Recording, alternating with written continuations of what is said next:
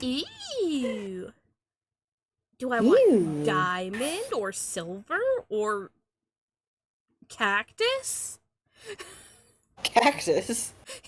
For some reason, there's a cactus. I mean, some people are weird.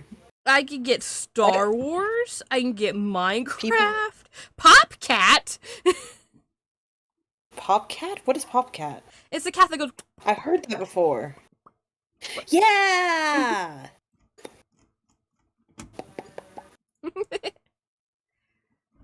DreamWorks or VTubers. How are these cursors? They don't look like cursors. Oh, Stardew. Be a I don't know. Popcat. As long as you as long as it's able to point to something, then and like moves with the mouse, it's a cursor. Oh my god! I can get ones that are sea themed. Hell yeah! I feel like I need one that looks like a point. I don't think I would be able to figure something out. No, the point is definitely I think I need that too. So that's why the sword seems like a good option, but I don't know where the sword went. I got a sword. I want a horse. Oh, this is like a way for you to like make your own cursors too. That's fun. I need to be running an ad. Ooh, Owl House. Hell yeah. It blows my mind that Owl House was like incredibly popular and Disney like didn't realize. Oh my god, I get Sailor Moon. I know, Disney really has been fumbling like so hard. Yeah. Cause I just think about the failure of fucking Starboy. They didn't do Starboy for Wish or give us our first like villain couple duo. If they did that, people would not be shutting up about it. Yeah. There would be a certain section of Tumblr that was crazy. There'd be a certain fucking section of me. That'd be crazy. I mean, you're not wrong. Also, I just think that like live action remakes have been like bad. Yeah. I think they've always been bad. Hot take. I think like I liked this Cinderella one, and then after that I didn't like any of them. Yeah. No, Cinderella was the only good one. Yeah. I don't even remember all of the properties that got remade. All I know is that they're doing Lilo and Stitch, and I'm not looking so bad. I saw a preview for that when I went to see Star Wars in theaters with us, because Star Wars Episode 3 was re-released in theaters for like its anniversary. Yeah. And I went to see that with my dad and sister. Oh yeah, my brother went to go see it too. Yeah. Yeah. And they played an ad for the live action Lilo and Stitch, and I was just like, who is this small girl? This is not Lilo. Lilo did not scream at Stitch. She was like, he's cool. Yeah, that was what made her so cool. Yeah. And also they showed the surfing scene in the preview, and I was just like, this does not look magical. This does not make me want to go surfing. Yeah. God, I can't get these fucking. I can't get. Let me download stuff. God damn it! I do know what's happened so far is it made my cursor even tinier. But I can't download any new cursor yet. What is happening? I don't know. I just wanted a better cursor so that we could weed better. Roblox cursors. No, I'm not liking it right now. I've barely used it.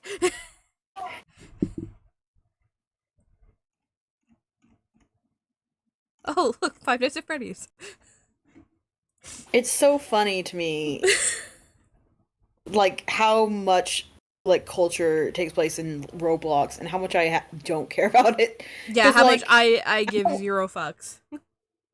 I mean, like, I don't really want to, like, knock any kid who, or, like, any, like, person, really, who enjoys Roblox, because, like, it seems fine. Mm-hmm. it's just like not my thing, and it's amazing how I just don't care because I rarely feel so neutral about something. Wow, I managed to look through everything. Maybe we should just like not. Oh, apparently I have to use this for Chrome. Okay. I don't use Chrome. Well, never mind then. Well, I thought you were taking Firefox. 10 million Firefoxes.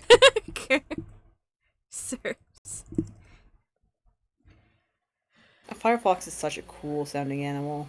It really is. If it wasn't a browser, I would be so tempted to make one.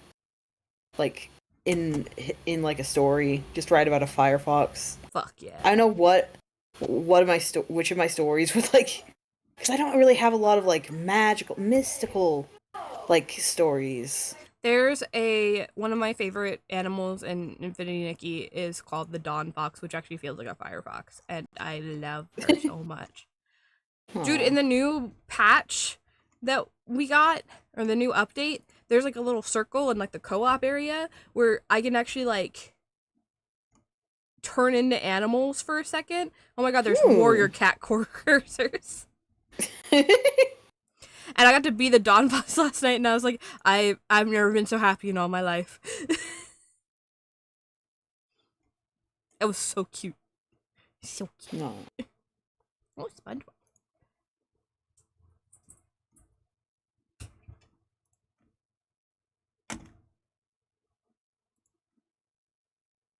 I already downloaded.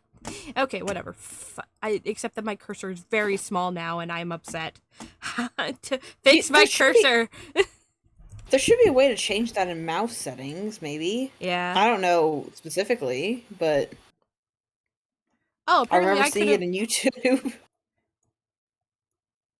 Yeah, I found it. Oh god, I made it so big. Shout out to Animator vs. Animation, by the way. It's a good series. Ooh, that's cool. It's inverted. And so I bring it up because it changes the color. That's cool. Or I can make it green. Or I can make it teal. Teal. I bring it up because I'm pretty sure I knew you could change mouse settings because of Animation versus Animator. You know, that's so fair. They do a lot of computer stuff. Because they're on a computer. And that's the whole concept. Alright, I think I made it slightly bigger, and now it's blue, so hopefully we'll be able to read easier that way. Yippee! I mean, if I remember to not put the mouse cursor, whatever. I wish there was a way for me to highlight it without, like... Because highlighting is so finicky, too. Alright. I've never had problems with highlighting. I don't know, when I'm scrolling and reading, I feel like it would be hard. I feel like I'd be concentrating the whole time on trying to highlight it. Possible. Entirely possible. I don't know. I don't highlight stuff a lot unless I'm, like, copy-pasting. I have medieval Celtic music and fantasy Celtic music for 10 hours. No ads! Hell yeah. No ads. And now I need to go do a promo. Which I should have done during ads, but we were looking at cursors. We got distracted. Typical us. I'm googling mouse cursors now. Oh god, please don't tell me that I posted stuff on Subnautica today when I wasn't supposed to. Customcursor.com. Careful, that's the one I used and they were not helpful. Oh yeah, there's a bunch of Star Wars stuff. I can see it, yeah. Pusheen! Yeah! You're the same website I was. Yeah. I just clicked on the first one. Yeah.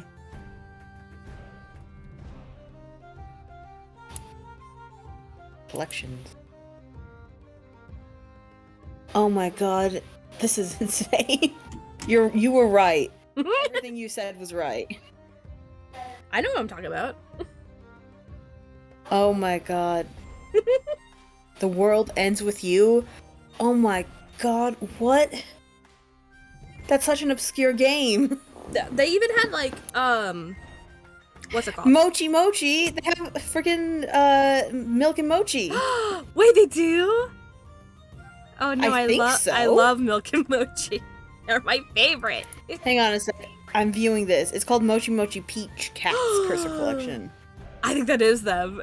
Oh my goodness. Yeah, you can get a sword. There's so many swords, and I didn't know where to find any of them. There's an Adventure Time sword. You can get a pizza.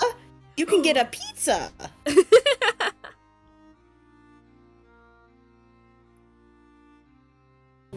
This is too much. This is overwhelming. I'm overwhelmed. Welcome to Stream VOD watchers and viewers alike. I hope you liked our how long have we been streaming? 11 minutes of looking for a mouse cursor. I don't think I want the quality a cursor you come like for. That anyway. I wouldn't want a cursor that's like a thing. I would want a cursor that's like a vibe, you know? Yeah, honestly, I changed mine to blue, and I'm like, this is over. I don't like it. We can change it back. You can change it back later. Yeah, of course.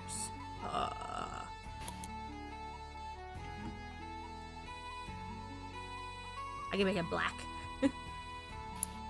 I feel like that'd make it even harder to read.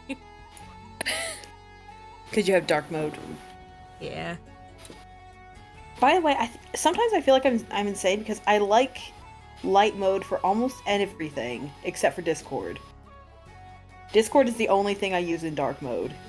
You know, that's and like so everyone fair. else is like everyone else loves dark mode so much, and I'm just like. To be fair, the only reason I have dark mode, like honestly, the only reason I have dark mode on AO3 right now is because I have a custom HTML like thing that I downloaded, because if you have AO3 on your phone, like it's still like light mode majority of the time, right? But that sucks because my phone is all in dark mode. And so when I was like reading fanfics on AO3, I really wanted to be in dark mode. So I actually looked up how to make it in dark mode because it was hurting my eyes. So now it's in dark mode even on my computer, which, you know, helps a lot. I don't know if it helps for stream, but it also makes us look cool. Yeah. Am I on the back now? Yes. I think so. User gallery competition, I don't care. Streambuds, reads fanfiction. I really digging this music. I should stream it for you. Yeah. Coward. I don't know why. That makes no sense. You channeled fucking Poseidon there for a second. There you are, coward. I changed my mouse to inverse, and it's actually really cool. I like it a lot. I'm trying to find your mouse. Oh, here it is. Ugh. Where's? Ooh. Oh wait, no, I have to do it on here. Hang on. See it. Oh, it's doing it on Discord. Is it on? Look is at it me. on... Ooh! Oh, that is pretty cool. That is very cool. I actually really like that. It's regular Windows settings. Huh. Man, you can do some creative stuff with Windows settings these days. Yeah, for real. Okay, I'm still doing the promo. Fanfic Friday. Stream announcement. Cool. Post. And even if we only get lurkers or VOD watchers, it's okay, because we're having fun. Hell yeah. I want to read. God damn it. Women! Dude, as soon as I got home, it rained really heavily again today. And like I told you, it rained really heavily like 2 days ago. And it caused my stuffed animals to like fall down. Because I have like this little overhang above my bed. And so, because it was raining so heavily earlier, I thought that as soon as I get home, I have to go double check that my stuffed animals are still good. And I saw that they were still up. So I was like, okay, good. Let me go double check that it's not wet. And I put my hand down on it, and I didn't realize it was so precarious that I made them all fall down. Oh no! And then I tried to fix them, and then they fell down again as I was testing it. I was like, God fucking damn it, I would be late for stream. And here we are. We're not too late. Yeah. It's all good. Winnie! Alright, my family's just gonna have to listen to me read fanfiction. It's fine. They probably won't even know that it's fanfiction because Fantasy Masks is so separated. Oh, what is... At this point, I'm basically writing original stories. Except they're all about the same guys. If people didn't know any better, it's just like you're just watching writing the same guys in different universes. Yeah, exactly.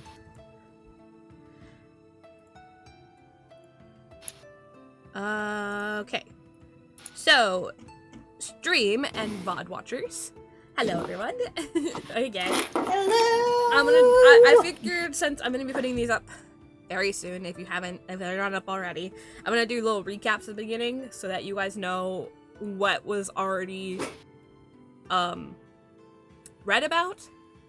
So also if people are just joining for the first time, blah blah blah. Music got very dramatic at that very moment. It's like, yes! Give us a summary! Give us a summary!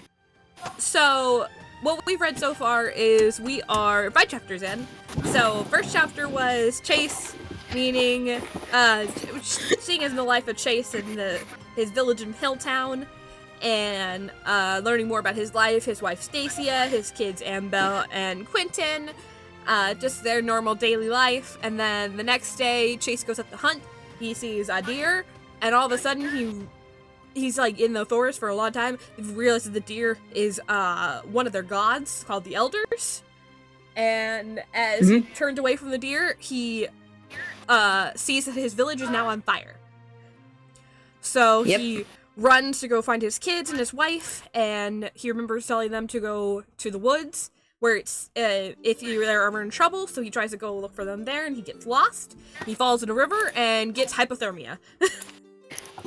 Where Very fun. He's found by a couple masked people, who we also earlier in the chapter learned that there was masked people around and people are being wary of them running around in the forest. So he is vaguely wary of that as he falls into unconsciousness. Next chapter, or was it that chapter? I don't remember. Next. That was chapter 1. Yeah, I thought it ended with him passing out. Okay, so chapter 2, he wakes up in the cave. There's a lady with a bird mask. He has no idea who she is. He's being taken care of. He's falling in unconsciousness. He eventually hears someone in a red cloak saying that, and another guy in a fox mask saying, like, we can't trust these people. We can't trust this guy. He just came out of nowhere. It's like, come on, guy. He has a shivering, which is what they called hypothermia. Yeah, so he's getting tended to. He eventually finds out that then he gets checked on by one of the main doctors, who has an owl mask, and he eventually realizes this is his friend Schneep. Not friend, well acquaintance. He was a traveling doctor that visited his village about a year ago. But he would recognize his accent because he's from Alderday, which is like medieval fantasy Germany. Yep. And so he recognizes Henrik or Schneep, and eventually is told that he's in a camp of rebels against the king, known as the Phantom Masks. He gets nursed back to health, and he is invited to join. So he goes to get trained. He tries to learn medicine. He's not good at it. He tries to do magic. There's 4 different kinds of magic. 5. There's sorcery, wizardry, enchantment. What am I forgetting? I know that probably oracle. Witchcraft and and being an oracle. So sorcery is witchcraft is the most widespread because it's pretty easy to do and it uses nature. Sorcery is also using nature, but you use the magic within you to draw out nature. Wizardry using the magic around you and usually through a focus, which means that most wizards are employed by the king because focuses are usually made out of really expensive materials. And so most wizards at this point are employed by the king because they need to be able to have fancy focuses to use their magic. Then there's enchantment, which is basically reading the mind. There's not a lot of enchanters around. And then oracles, which can tell the future, of course, but no one really knows or has met anyone. They're extremely, extremely rare. Yep. So he learns he's not good with magic. He barely knew any magicians in his town, which was a big oversight of the crown. And he goes to train with Holly, and it's the fox mask guy. His name's Lucas. He sucks. He does not trust Chase at all. And he pushes him really hard with his bow because he's completely average with his bow, but he is a hunter. So eventually he's like, I'll be a hunter, and joins the Phantom Mask. He gets a temporary mask. He goes on a mission with Jackie and 2 others to a nearby village to see, because there's talk about magic around there, I think, is what drew them there. Something weird. Yeah, there were rumors. Yeah. It's not that important in the grand scheme of things. Chase stays behind for a second, and he gets caught again by that deer, the elder. Or at least one of the elders. And he thought that he was only gone for a minute, but it turns out that, like, I think an hour passed or something? A while passed. A while. Yeah, and by the time he realizes there's something going on in town. So Jackie and the others are caught in a fight with other wizards, including someone named Lady Tenecroy. Tenecroy, yeah. Tenecroy, I was close. Tenecroy, which she's important, and you'll see why eventually. They get into a fight, but everyone's okay. They manage to get out of there, and they head back to camp. I think that's where we left off last. Yep. Ooh, we might not be able to do that summary the whole time. Yeah, no. Just, like, give, like, the last few chapters. Yeah. So that's chapter 1 through 4. Yeah, I think next time I'll do, like, a summary of what we read the time before, unless we have really new people. Oh! Yeah. Phantom won an award! Yeah!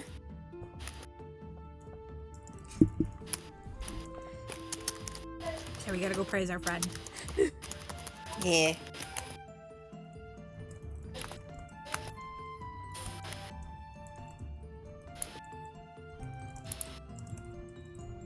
Anyway, I've completely forgotten how to get into the brush settings that I was messing with last time.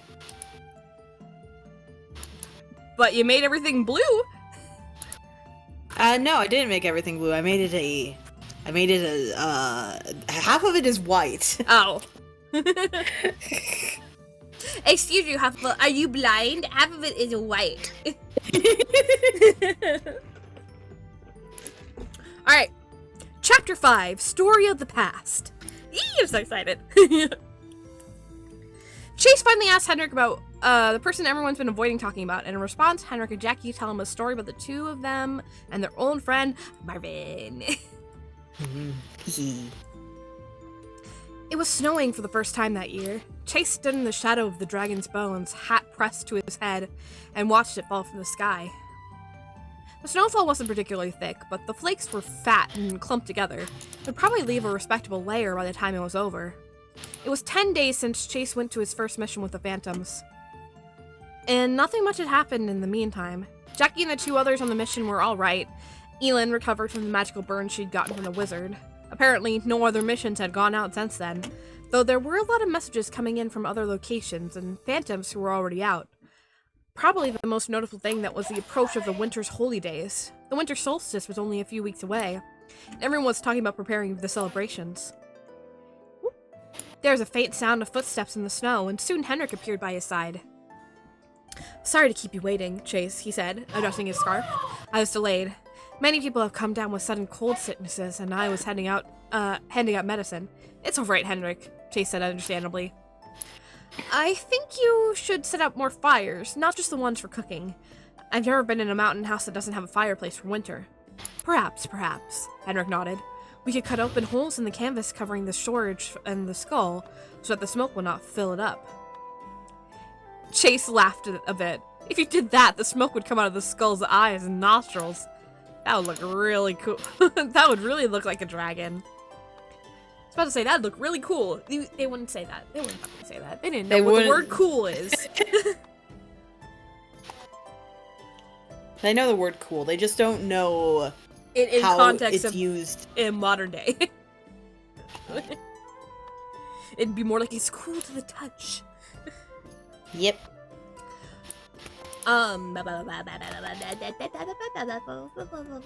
Sorry, my brain short-circuited there for a second. It's okay. Henrik laughed as well. So now then, on to other matters. I will keep our reading lesson short today so that we can get out of the snowfall. Can I see the board you were using? Most of the lesson was spent refreshing and reviewing what Chase had already learned. Even though both of them had winter coats now, it was still cold standing out in the snow, and Chase's fingers were quickly losing heat. Still, he felt like it was actually warmer than it should have been, especially when it was snowing. Just as they were wrapping up, he decided to point this out. You know, even though we're high in the mountains, I feel like it's warmer here than it would be back home. Isn't that strange? Oh, that is probably because of the skeleton. Henrik knocked on the nearest bone. Dragons were very magical creatures, you know, and most of their magic was fire and heat, in some form or another. Even after this dragon is long gone, its magic is still attached to its bones. It is probably making it a bit warmer. Huh. Fascinating. Chase pressed a hand on the bone. It was cold as stone, but magic worked in strange ways, so he wasn't going to doubt Henrik's explanation. For Doctor, you know a lot about how magic works. Well, you have to be prepared, Henrik said. You could encounter injuries that are caused by any sort of magic, and witchcraft's potions are excellent medicine. Yeah, but these are some intricate details. I understand Trip and the other sorcerers here knowing about that, but you're not a magic wielder, Chase shrugged. I keep an ear out for new things to learn, and I learned a lot from... Henrik stopped. From my studies. Anyway, I think we can stop for now. You will just need to practice more, as always. It seems you're having trouble with... Why does everyone do that? Chase blurted out. Do what? Henrik asked, visibly confused. Practically everyone I've talked to has avoided speaking about something or some point or another. Jay said, a person, I'm guessing. I'm not one to pry, so I've just let it happen, but honestly, it's pretty frustrating. His voice slowly grew volume.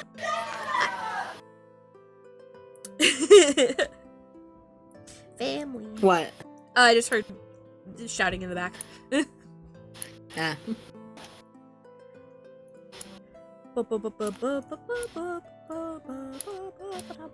Okay. His voice slowly grew in volume. I've been here for half a season now. I am my own mask. I helped out last time. I've even done the dishes and other chores. Isn't that enough? Am I not considered part of the group yet? Does no one trust me? He sighed and continued in a softer voice. Sorry, it's just frustrating to have this happen over and over. It feels discouraging, like I'm not really a part of everything and nothing I do will be good enough. Henrik didn't respond for a while. Chase started to worry that he'd pushed too far, but then Henrik leaned in close and put a hand on his shoulder. Chase, it's nothing to do with you. I can promise you that. Hi, Winnie. What do you want, babies? Do you want to listen to the story? Are you going to be our audience member tonight? Huh? Oh, hello, Z. Ladies and gentlemen, this is Winnie. Oh my god, you can do shapes? Yeah, you can.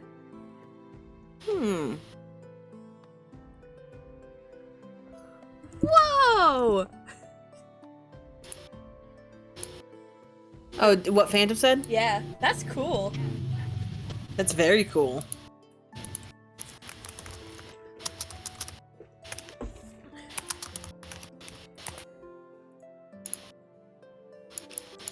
Oh, that's how you do it. Okay. Oh, I love using that tool. That's super fun. Chase, it's nothing to do with you. I can promise you that. His voice is gentle but firm underneath. I'm sorry for making you feel that way. It's just, well, it is still a sore subject for Jackie and me. And we never told anyone that they cannot talk about him. I suppose they just didn't want to tell you in case we did not want you to know. Oh, Chase said softly. Is it sensitive? No, wait. You don't have to tell me. It's not my business. No, I want to, Hendrik insisted. Everyone else here already knows, because they have been here since it happened a year ago. You are the first new person we have found, and so it makes sense that you are the only one who does not know. He paused. But I should talk with Jackie about how to tell you. It is about him, too. I see. Honestly, Chase felt relieved that it wasn't the big secret he'd been building up to. It wasn't the big secret he'd been building it up to be in his mind. It wasn't a lack of trust, it was just personal. I'm sorry about all of that. I guess Lucas has just been getting to me. Hendrik scowled. Ignore that ass. His mistrust is to a ridiculous degree. Chase laughed. Hard to do that when he's in charge of the crosses. I'm issuing an official decree to ignore him. Next time he does something based on suspicion, tell him I told you to ignore him. Alright, I get it. Chase laughed even more. Hendrik cracked a grin too. I will talk to Jackie about the matter you were worried about. I'll tell you about it so people can stop being... We'll tell you about it so people can stop being so ridiculous about avoiding it. He rubbed his hands together. Whew.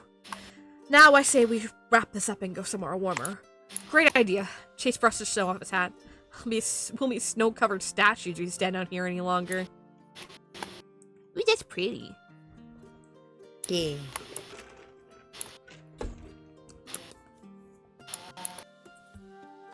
I never. Oh, hello, these. Hi, babies. Look at my sweet girl things. I barely pet my dog all day. The crime. She deserves the petsies. I've been gone all day. My love for her.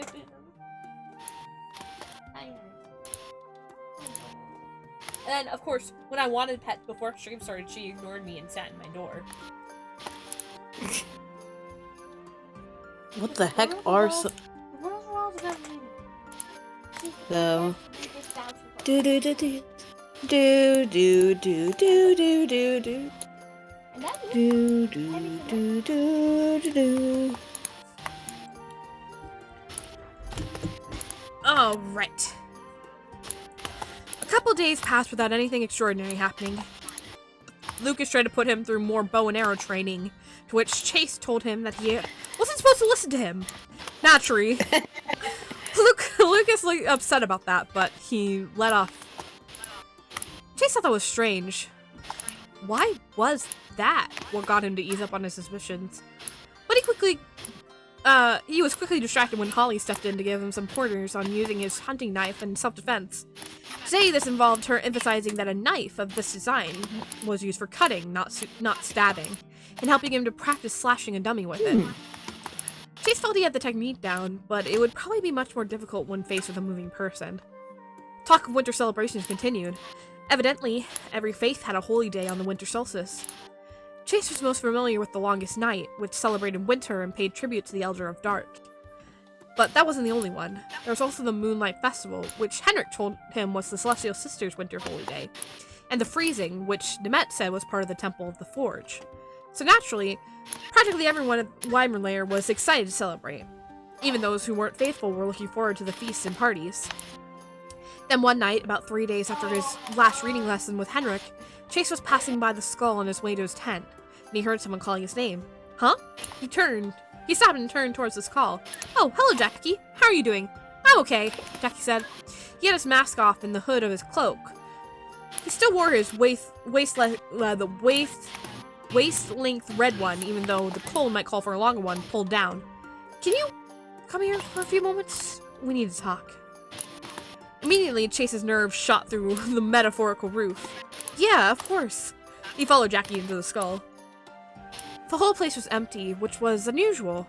He hadn't been here that often, but there was always at least a small group of people inside, mostly sitting at the desk or at the map table. Now there was no one, except for Henrik. He was sitting on the chair by the small fire, enclosed by a ring of stones. The fire was placed underneath one of the skull's eye sockets, so it wasn't exactly in the center of the room, but it was close enough. When Jackie and Chase walked in, Henrik looked up and gestured them over. There were 2 more chairs by the fire. Chase slowly sat down, trying not to appear anxious. Jackie didn't sit, but instead merely bounced on his feet, running his fingers along the edge of his chainmail shirt. Her and Chase was distracted by the fact that Jackie almost always wore that mail armor. They had some in storage, and he tried a shirt on, just out of curiosity, but it was surprisingly heavy. Then he got over being impressed and returned to being nervous. So, what did you want to talk about? Did I do something? No. It is not that, Henrik hurried to say. It's just, we have decided to tell you about the subject everyone was avoiding. Do you remember that? Oh!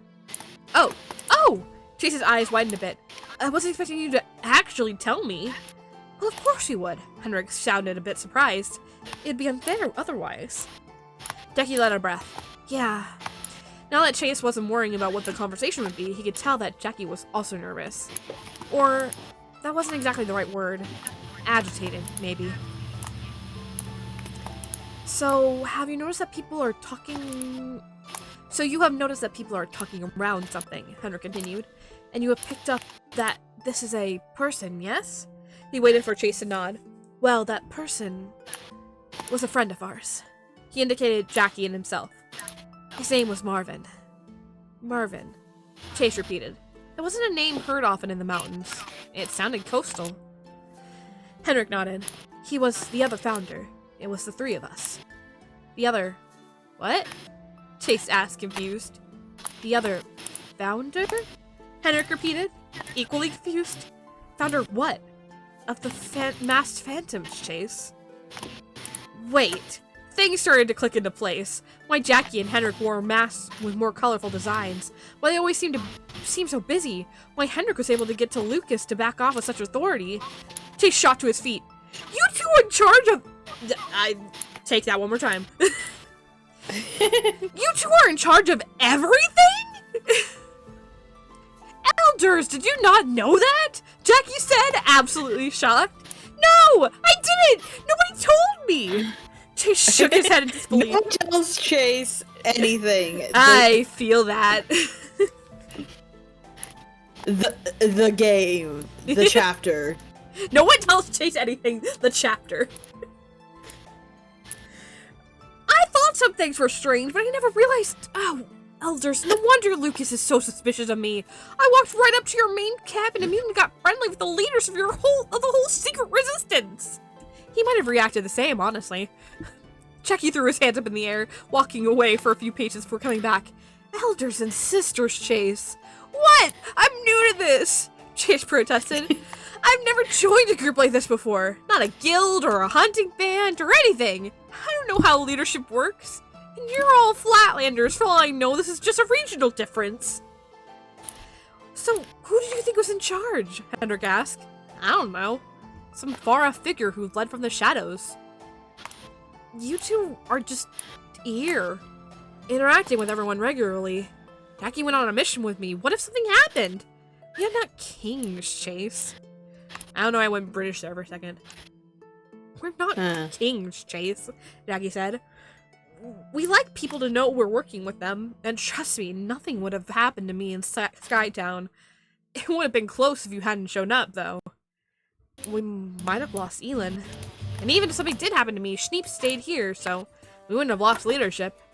I can't believe I didn't realize it, Chase muttered. So this Marvin was also a leader? What happened to him? The music got way too happy for what's about to happen.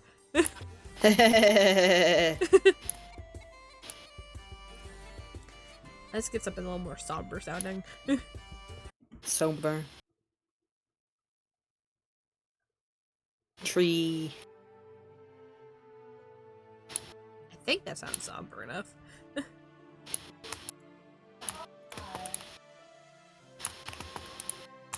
Trees are free, trees are free, trees are free for you and me.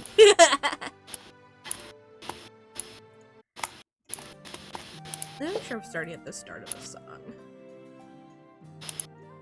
Nope, that's not possible here. Okay.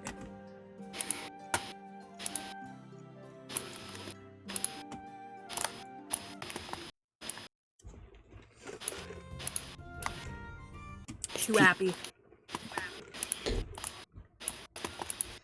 We need the right ambiance, chat.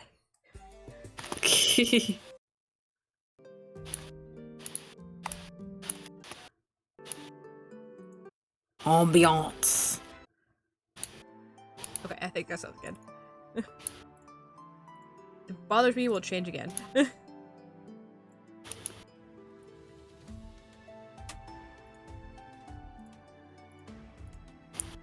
Alright, what happened to him?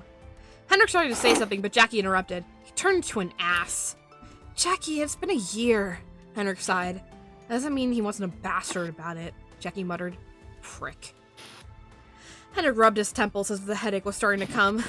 I'm upset. I'm still upset too. But you were holding this grudge for too long. What happened? Chase repeated. Henrik and Jackie glanced at each other, but Chase got the distinct feeling that they were having a silent conversation. Actually, do you mind if we tell you the story from the beginning?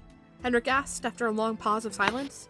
Is this something that would make me seem even more suspicious for getting you two to open up to me? Chase asked. Jackie laughed, only in Lucas's eyes. Few people around here know the story, but I will admit, not most of them. Namet, Trip, Anna, the one who have been around for a while, but it's no secret. I hear there are some exaggerated versions of the story traveling through around other camps. Hi, baby. Oh, are you giving me licks? They're so nice. They're so nice. Why are you licking me? Thank you. That's nice. You're nice. You're a nice girl. Oh, hello. Okay. Distraction real fast. Hello, puppy. Oh, yeah, go puppy. I mean, I'm eating my dessert anyway, so. Oh, yeah, go puppy. I know this. I know this. We're giving suspense to the VOD watchers.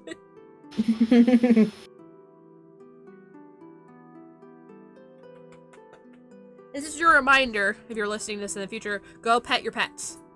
Mine just left, so, pet them and then pause the video, pet them, and then come back.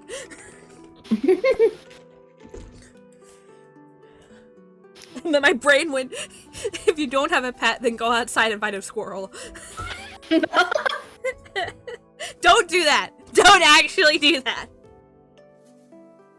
You never know what that squirrel will be like. Squirrel most likely has rabies. Or some kind of disease.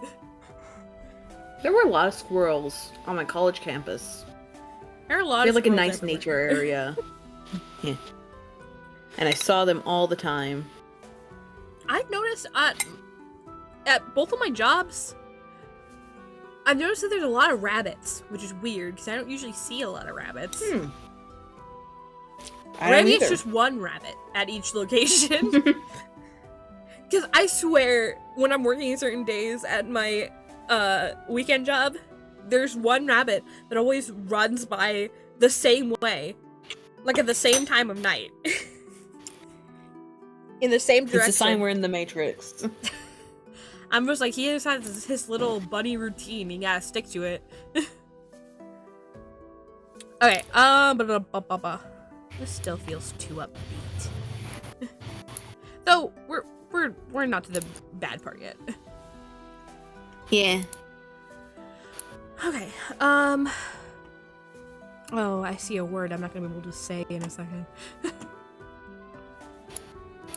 Chase grinned a bit, but why tell me? What if I'm actually a spy? Or what if I switch sides? I do not believe you would do that, Chase, Henrik said quietly. I met you once before. You are a kind, open man, and you care for your family and others. You would not side with the king. Chase's chest swelled with emotion, the sadness and worry he'd been used to feeling when his family was mentioned, but combined with the warm feeling, knowing that that was such a horrible sentence. Not writtenly, okay. The way that I delivered it. Chase's chest swelled with emotion, The sadness and worry he was used to feeling when his family was mentioned, but combined with a warm feeling, knowing that others had faith in him. He nodded and said nothing, blinking back sudden wetness in his eyes. So, Henry took a deep breath. Let us start from the beginning. He paused once more, then started to talk. To understand why the subject matter is still bothering us, or, well, bothering Jackie so much, I think the beginning is essential. Everything started 15 years ago. I arrived in Glasgow off a ship and headed down the coast a bit inland. My parents had paid for me to study under a doctor named Celine. Slaney. Hang on a sec. Celine. Can you go to the can you show me the on Discord? Can you show me AO3? Yeah.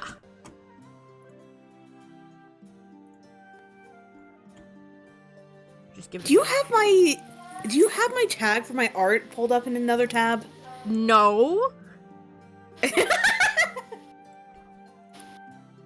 I had it up so I could draw merms. Oh, slain. Slain. Like Blaine. Like I have been slain. Yeah. Wow, Phantom's having a great day. Hell yeah, man. They deserve it. Hi, baby. Are you back?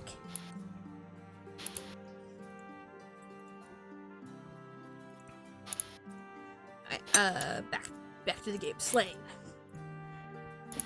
Who lived in the town of Flornier. Fiona. There should be a pronunciation like later on. Fionar, I think. Fionar. So yeah, it's R. That at the end. sounds more Irish. Fionar. Yeah. Wait, Chase didn't want to interrupt so soon, but he had to hear that again. Fionar? As in Fionar Field? Ah, yes. See, you would know that place. Hendrik sounded a bit amused. I have no doubt you grew up hearing stories of the warriors trained on the field. But I did not. All I knew was that it was a town name, and it was a big, important area of the kingdom. Luckily, it was very easy to get get directions to the town. I was glad I had already studied your language before coming here. But it was difficult still. At that point, I could understand everything when it was in writing, but many people talked too fast for me to keep up. Because of this, when I actually arrived in the town of Fjornir, I was very confused. I was expecting something fancier, if I must say. The whole town was, and still is, very, utilitarian. The only place that fit my expectations was the small castle where the area's noble family lived, and even then it was fortified with thick walls. I could tell that this was a place where warriors lived and worked, but I was very confused, and sort of afraid, if I must say so, thinking I'd accidentally wandered into a restricted area in a foreign land. So I thought I would get more directions. If this was Fionair, I would ask where Slain lived. If it was not, I would ask how to get there. I entered the first building I saw at the edge of town. It was a tavern with a name I could not understand, but that I would later learn was the Flint and Dagger Tavern. That's a good name. Such a fantasy-ass name. Yeah. I would also later learn that this was known as a place where troublemakers gathered. Warriors were learning the trade of the field, who were too ill-tempered to mingle with the others. They had taken this tavern as their own. Now imagine a 14-year-old boy walking into this tavern. A bookish-looking boy who was carrying all his possessions in a bag with him, including all his money, and who was rather skinny and likely to blow over in a strong wind. I think your past self would be insulted to hear that, Schneep. Jackie laughed. Hendrik grinned. No, trust me. I was very aware of this fact. Even more so as everyone else in the tavern was strong enough to pick me up with one hand. They were all giving me looks, and I immediately felt that I was not welcome. But I thought I could hurry through. So I walked up to the tavern keeper, and before I could even say anything, he said something along the lines of, "Get out of here, kid." The exact details escape me. Of course, as I said, I do not understand the spoken language as well, so I think I mishear him. And I say very clumsily, excuse me, is this Fjornir? And I mispronounced it too, calling it Fjornir instead of Fionar. Fjornir instead of Fionar. And from there, a few of the patrons of the tavern began grumbling at each other, sitting at the table in the middle of the room, so they are not even hidden. The cavern keeper says, "Why? You looking for it? Hoping to become a warrior?" And he gives me a very mocking smile at that last part. And I say, "No, I'm looking for a doctor named Slane." And before I can say anything else, the group who are sitting and grumbling stand up and walk over to me. All of them older than me, taller, and quite a bit stronger. One of them said something that was like, "So you're a fancy foreign boy then?" And I am confused. I know he is insulting me. And I'm not sure how, so I try to ask if this is the right town once more. They all laugh and say things that are too fast for me to understand, but I know they are still insulting me. The one who spoke before leans down very close to me and grabs the front of my shirt. "You better get out of this place before we throw you out," he says. "You don't belong here." At that moment, Baby girl, what are you doing? Winnie. What are you doing? What are you doing, babies? What do you want? Bless you. Is that sneeze for me? Do you need to go potty?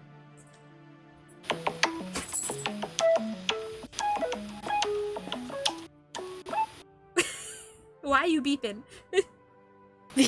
I'm adjusting my ringtone. Oh, I see. It was kind of Fun fact, chat, I got a new phone today. Yeah. You heard my little flute text messages. And then I was like, man, that's loud. Yeah. I gotta adjust the sound. And of course it has to play sound, so you can adjust the sound. Yeah. You know, why don't we do an ad real fast? At that pivotal moment. Because Winnie is staring at me expectingly. Because she needs to go potty. Ah. So we'll be right back. VOD watchers, skipped here for like 3 minutes.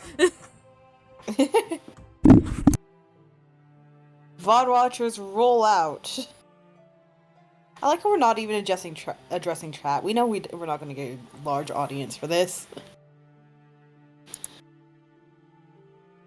Ironically, despite there being, it's telling me there are 4 people in the chat right now. I don't know how accurate that is. For all I know, they could be bots. I hope not. Hang on a sec, I'm a mod. Can I just...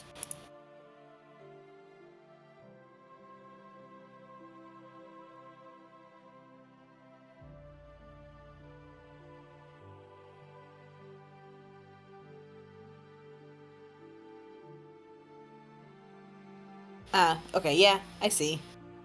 For some reason, it just exaggerates the view when I'm not in mod view. That's weird.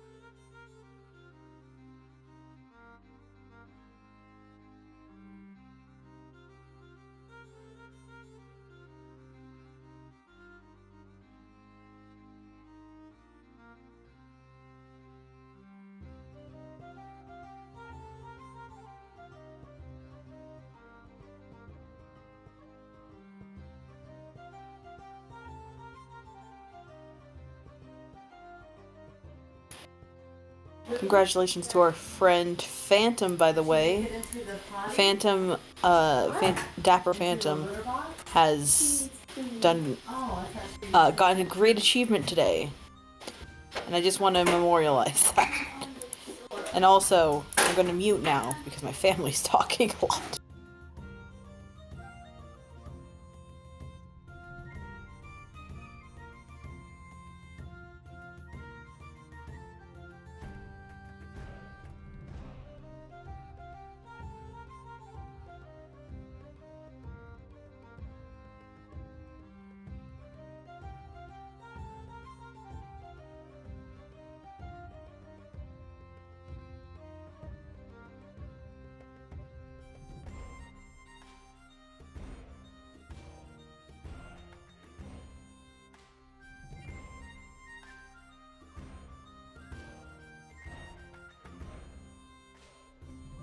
This Viking ass song that's playing.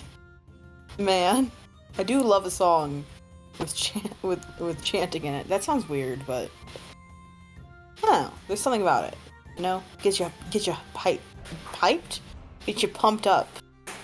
I combined pumped up and hyped into piped. That's the new slang of the decade, everyone. I've invented it just now. When you get really excited for something, you must now say that you're piped for it. No, actually, wait. I've changed my mind. That sounds weird.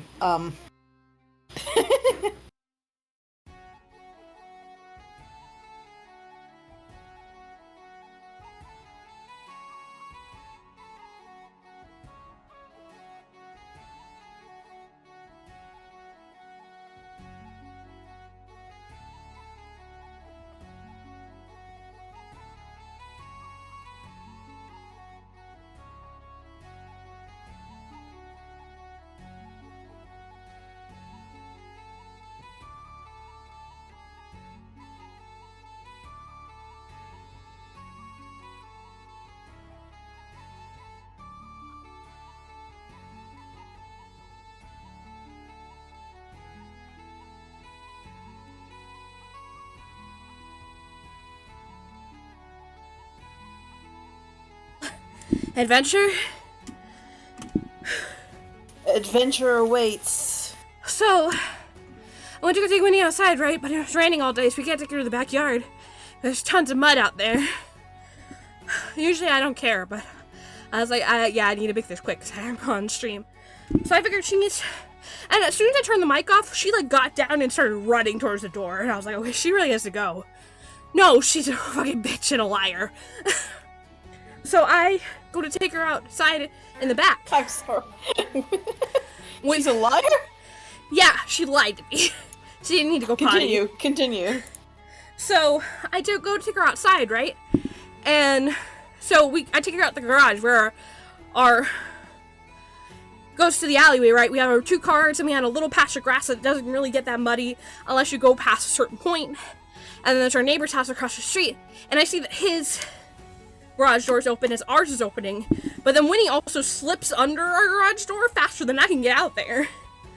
And so I'm hoping and praying that she's just in the regular patch of grass, you know, peeing, but I don't see her, and I don't hear a neighbor, like, across the street, like a direct neighbor, like, yelling or anything, so I'm like, fuck, where did she go? She, like, disappeared. So I start shouting for her, because I have no idea where on earth she could have gone. So I start shouting, and of course, it's 10 o'clock at night. I just start screaming, Winnie! Winnie! Because I have no idea where she went. I'm like, oh my god, I'm not wearing shoes. I was in my socks. And of course, the second that I start screaming Winnie, it starts to rain again. So it turns out that at least, I don't know if someone was running or just heard my distress, but I hear someone else shouting for Winnie. And I think it was one of my parents, but I think it was one of our neighbors. Was just like, what's the name? What are you shouting, Winnie? And I was like, yeah, Winnie, that's my dog. And so, eventually, Winnie apparently had gone to another neighbor where she agitated a bunch of other dogs that were barking. And she just went straight over there and was just standing in the porch like, so proud of herself. And I'm like, I I couldn't say that I hated her so much, because I know I don't mean it, but I was in front of the neighbor. I was like, oh, you little I love you so much, because I didn't want them to think I abuse her. I don't abuse her. But, like, you know, if you're, like, listening to a neighbor just, like, drag off your dog after they run off, and you hear them go, you stupid mutt, I hate you, like, you'd be worried for the dog. No, yeah, fair. So I was like, you I love you so much. Why are you like this? As I, like, I didn't bring a leash or anything either, because usually, if she needs to go that badly, she'll just go really fast and then come back. But no, she lied to me. She probably wanted to go outside because she heard a bunch of other dogs barking. You weren't gone for that long. It's amazing that so much happened in such a short time. I know, right? It was supposed to be 3 minutes! I was like sitting here like, I have to go back to stream! Oh my goodness gracious. Oh, I love her, but it wasn't even supposed to rain anymore today. Where did the new rain come from? Now my phone is wet. I have to go check the weather report. Why? Yeah, 4% chance of rain, but for the dramatics, let's make it rain right now. It's like me trying to write a story. Okay. This music is way too dramatic. It underscored your story very well. Yeah. We'll have to see how well that matches up later.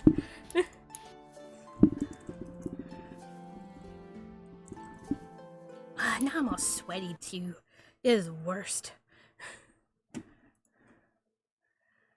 Oh, cool. I like how the first result is the Black Death in that YouTube search. We're not gonna worry about it.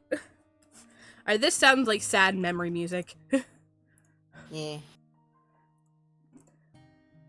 That was really cool, by the way. Alright.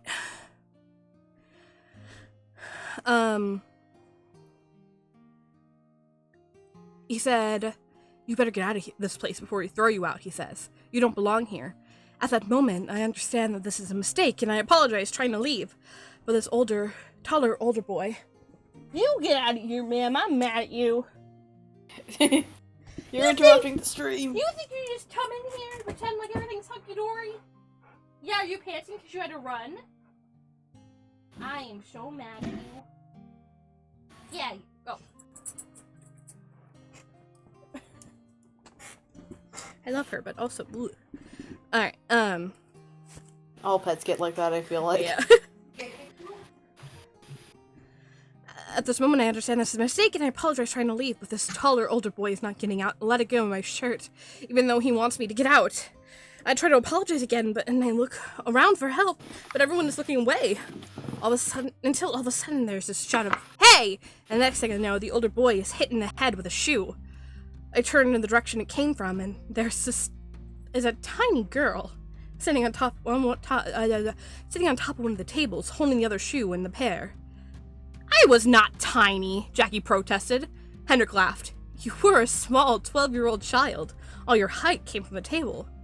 Okay, alright. I hadn't hit my growth spurt yet, and I was full of righteous anger, so that makes up for it. Wait, Jackie, you were the girl? Chase clarified. I was, Jackie said, turning to look at Chase. And realized at the time this story takes place, but I was born in a different name. Oh, Chase nodded. You're a man? Mostly, yeah. I see. You look good. Thank you, Jackie grinned. But I thought you were married.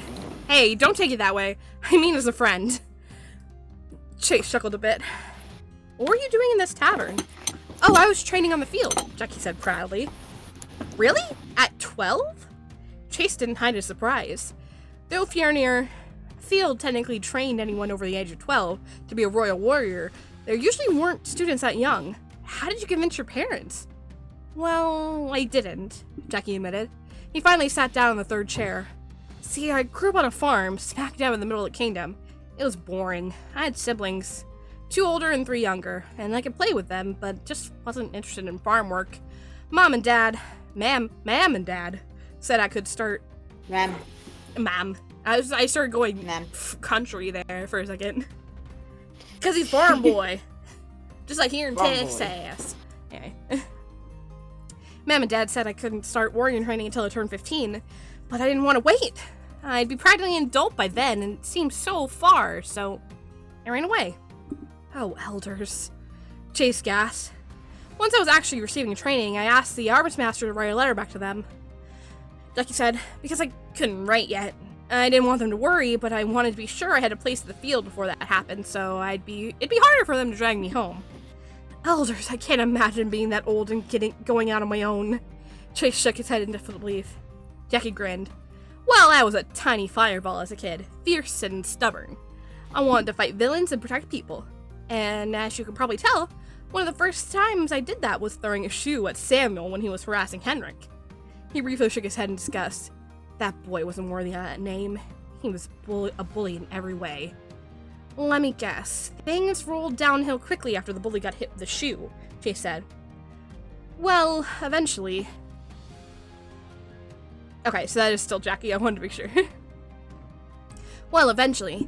He certainly didn't go sheep right away. I remember shouting at him to leave him alone, and of course he immediately got angry. He picked up the shoe again, which was mine, by the way, off my feet. He picked up the shoe again, which was mine, by the way, off my feet, and said, I won't be taking orders from a pipsqueak mouse like you, and threw it back at me. I managed to catch it, which was pretty impressive if I say so, and shouted back, if I'm a mouse, you're a brute, picking on someone half your size. Fight like a warrior. And then what happened? Henrik prompted. Ducky sighed. He and all his lads charged at me. Ancient elders. Chase groaned. It could have gone worse, Jackie insisted. Apparently picking on someone so young was too much for some of the other patrons. So they all jumped in to stop them. Oh, and I left right off the table before any of them could get there. I didn't exactly land on my feet, but it didn't hurt that much compared to being ran by about 8 or 9 16-year-old warriors in training. You know, Samuel and his half labs got denied trading it before the winter. Ha! Serve them right. Anyway, I stood up and ran over to Sneap while the other patrons were trying to hold back those lads. I asked him if he was alright, and he said he was fine. Then I said, good, now let's get out of here.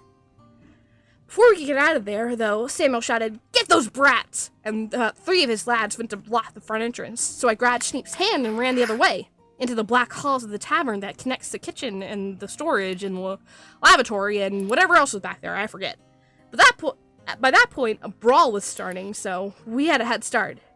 I knew there'd be a back entrance to the building, but I wasn't sure where. It was my first time going there, you know, and I'd only gone out of curiosity, not any desire to visit regularly. So it wasn't long before we were lost. We took a couple wrong turns, and Henrik asked me, do you know where you're going? And I lied and said, course! But he didn't believe me. And I could hear footsteps and shouting following us, and I knew either Samuel or one of his lads would find us soon. But before that can happen, I hear someone say very quietly, excuse me? I jump a bit, spin around, and almost punch this tall kid who suddenly came out of one of the rooms. Luckily, Sneap stopped me, and the tall kid says, you're the people that got attacked back there? And I don't answer right away because I'm a bit suspicious, but that boy isn't one of Samuel's lads. He wasn't built enough, if you know what I mean. Instead, he was really tall, sort of willowy boy around Sneap's age, wearing this fancy ring that looked like real silver with a real emerald in it. And I say, yeah, that's us. And he says, alright, I'll help you get out. This boy turns to the nearest wall and stares at it for a while like he's trying to read invisible words. Then he pokes his ring and all of a sudden, the emerald in it starts glowing. I remember staring at it in shock as he pressed the emerald to the wall near the floor, then raised it up, around, and down. As he did, the glowing light rubbed off the wall like chalk on a board, drawing this doorway that was round at the top. Once the doorway was done, he pressed the wall in the middle and it just disappeared. Instead, there was suddenly the outside, even though we were still in the middle of the building. We have to go through this, the first kid said. I'm a bit suspicious, but then Sneap nods and walks right through this doorway. And now I feel responsible for him, so I follow him. And the next thing I know, I'm outside the tavern on its side. The tall kid walks through the doorway and then it disappears. And we all just stare. I like 12-year-old Jackie being like, I feel responsible for this older 16-year-old. I think Sheep was 14, but yeah. Clearly this tall, lanky kid doesn't know how to take care of himself. That's why I'm here. Clearly, I'm the tough one. Because I could have taken all those guys by myself with my hands tied behind my back. I definitely could have. Yeah, if those other pictures had stopped me, they'd be dead meat by now. Okay, anyway.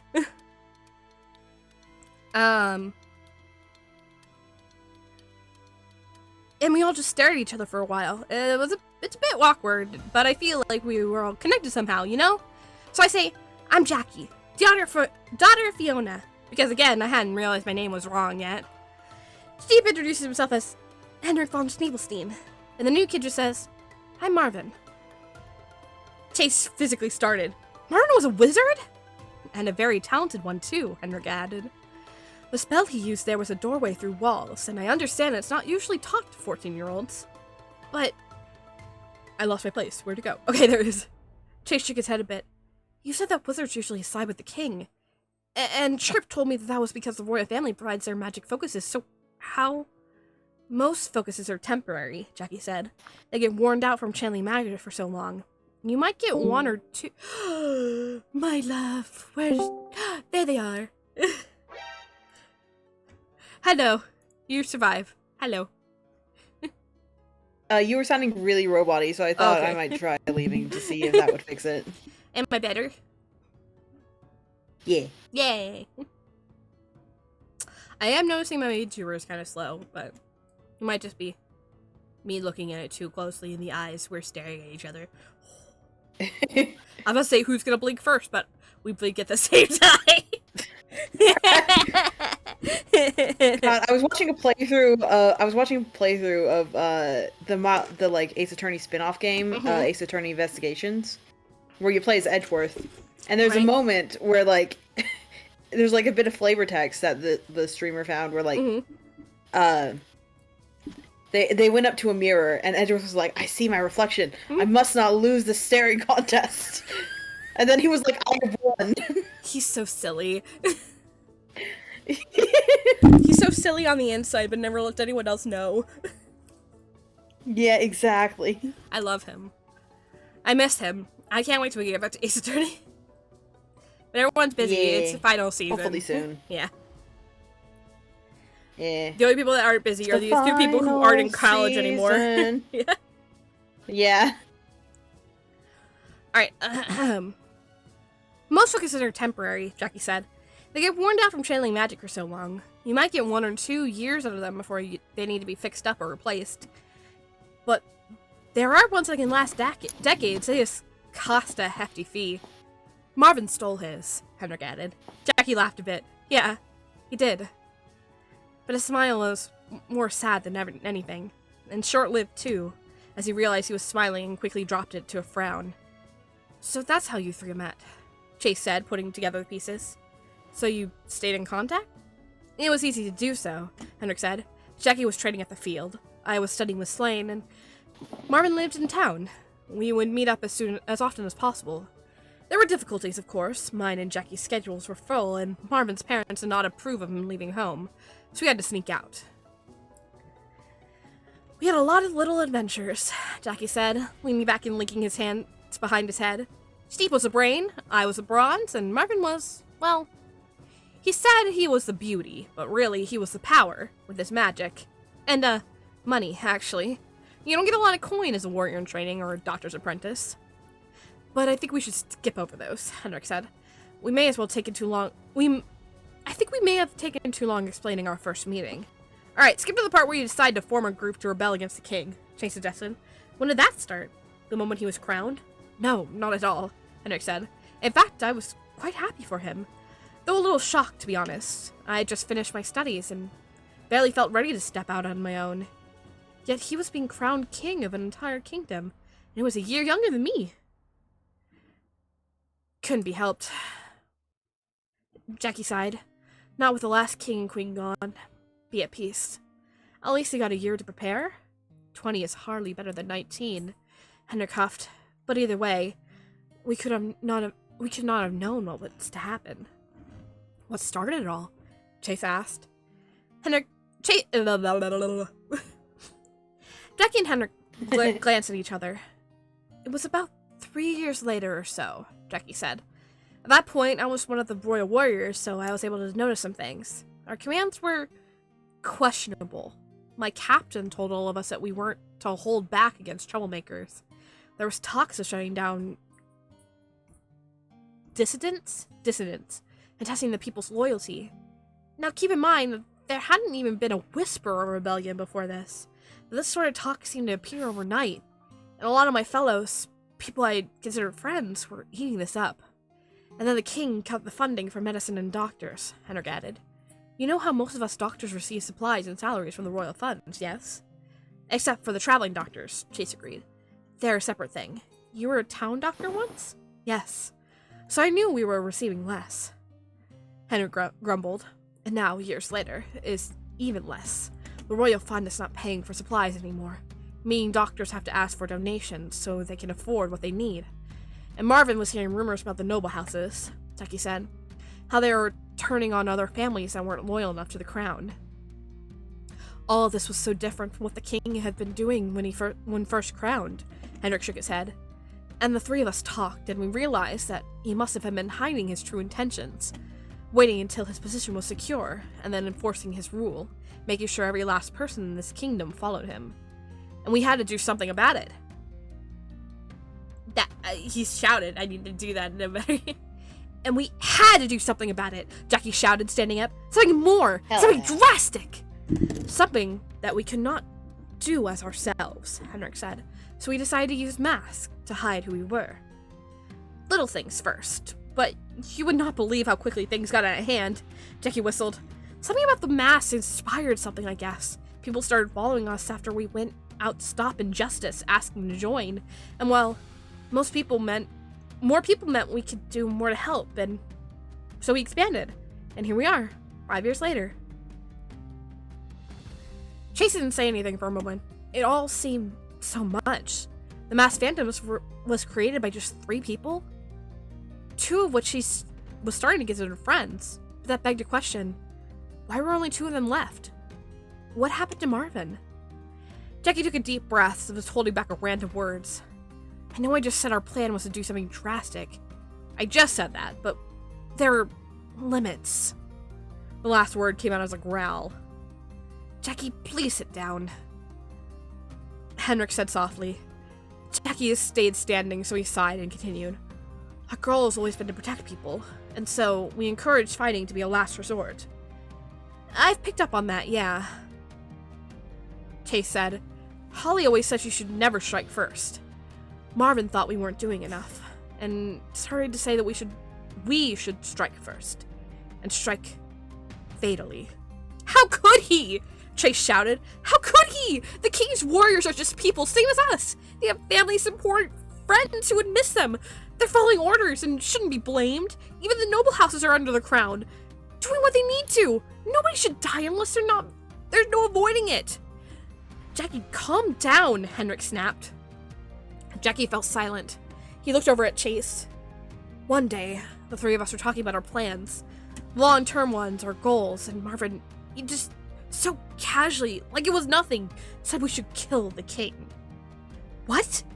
Chase stood up as well. You can't do that! The royal lineage has been broken for centuries! It goes all the way back to Samuel the Green-Eyed! It's entwined with the land itself! You can't end it!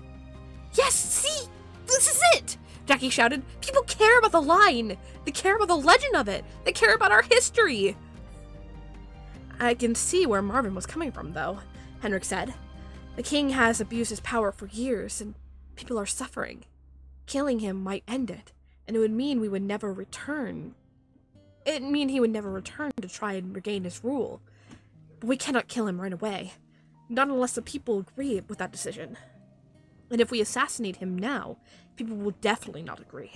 Half the population would immediately revolt against whatever new rule we try to establish. We must strip the king of his powers, then plan what to do. Chase forced himself to take a step back from the immediate, indignant anger he felt about hearing someone was planning to end the Gasrol line.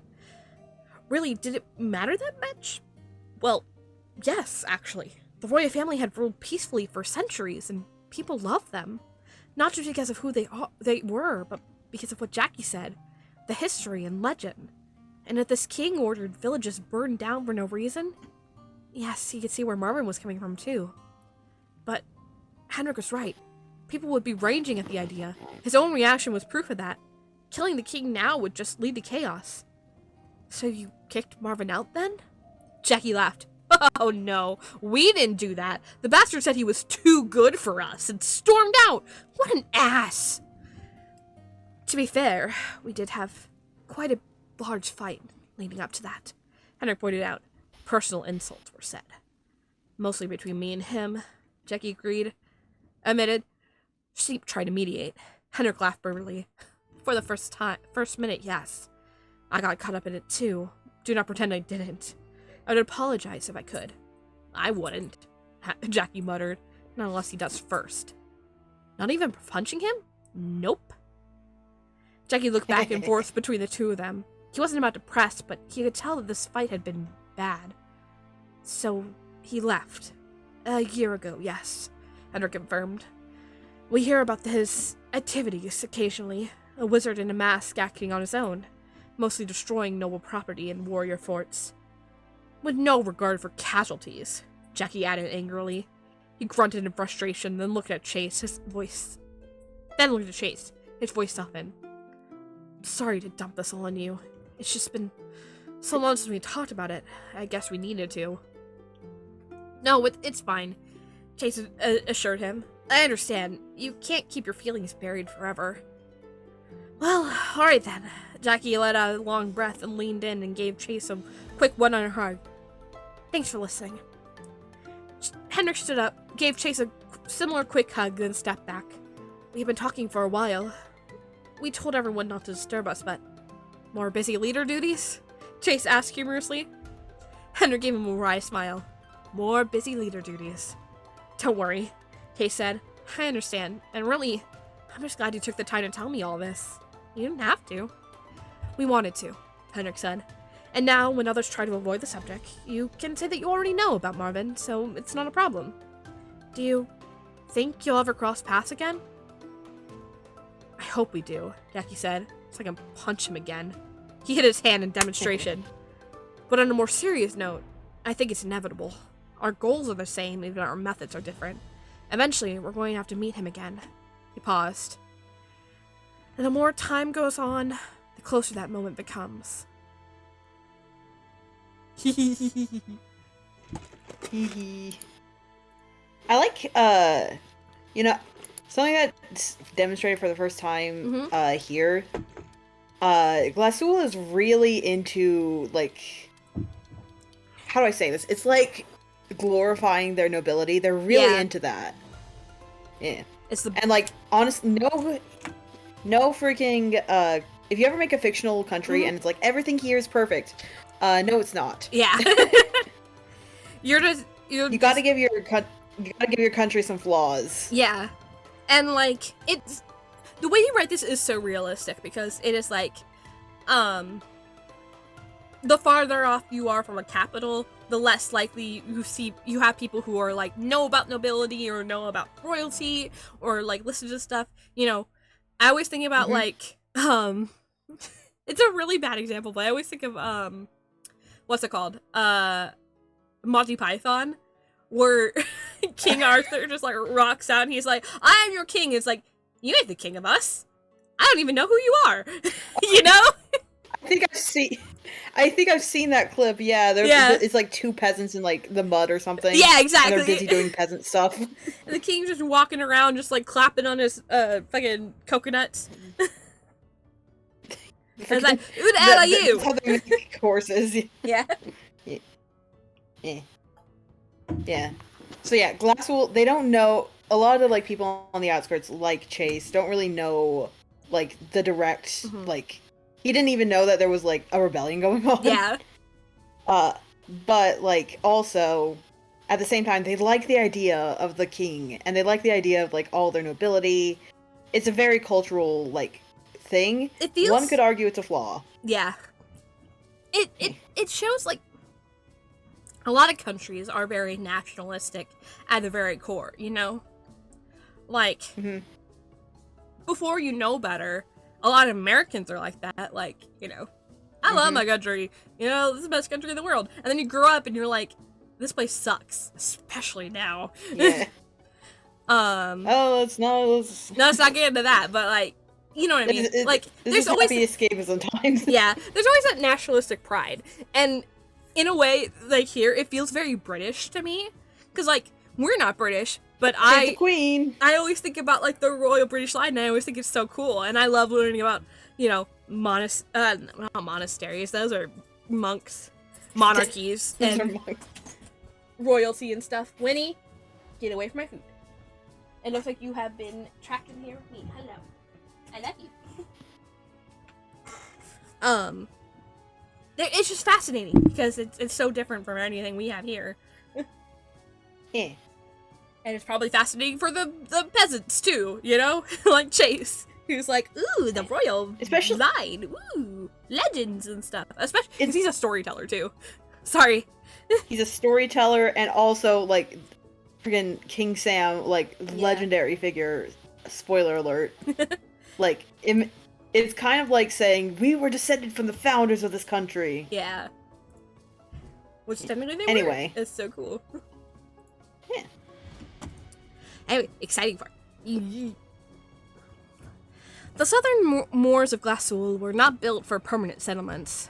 They were wetlands, and with watery soil that wasn't fit to farm on, without gems or metals to mine, and with mud that could easily ruin books, art, and clothes.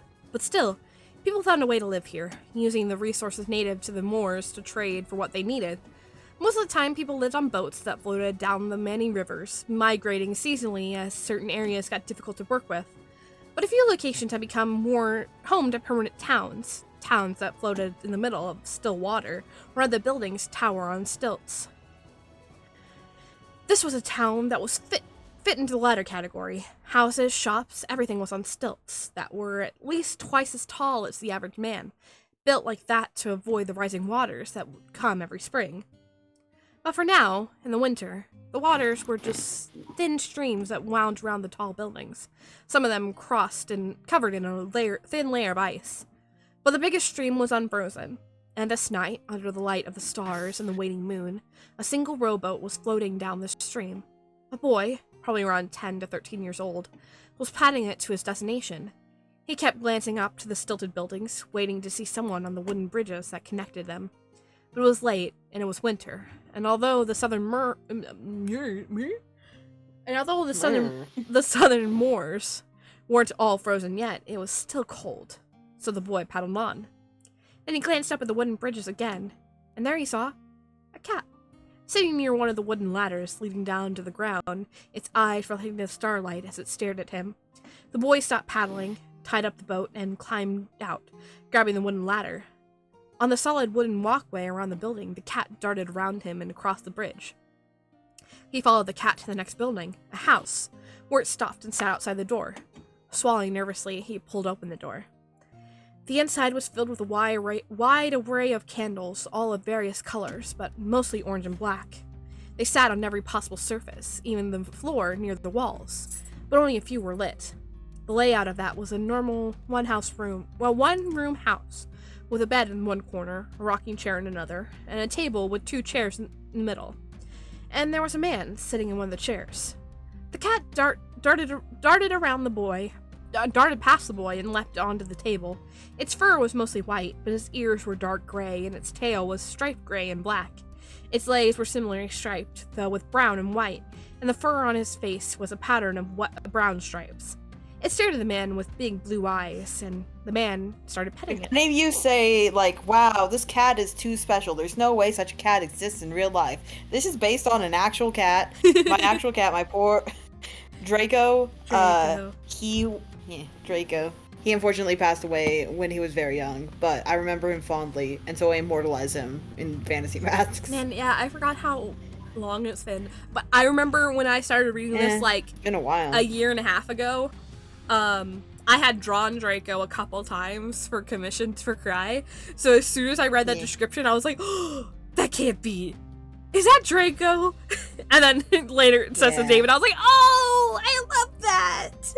Because I have a fondness for Draco, even having never met him, because I've drawn him so much. He's a very fun cat to draw. He was, yeah. I know that Anyway. I definitely drew him in one of my fantasy Masks videos. Him eating out of Marvin's hand. It's so cute. Hey.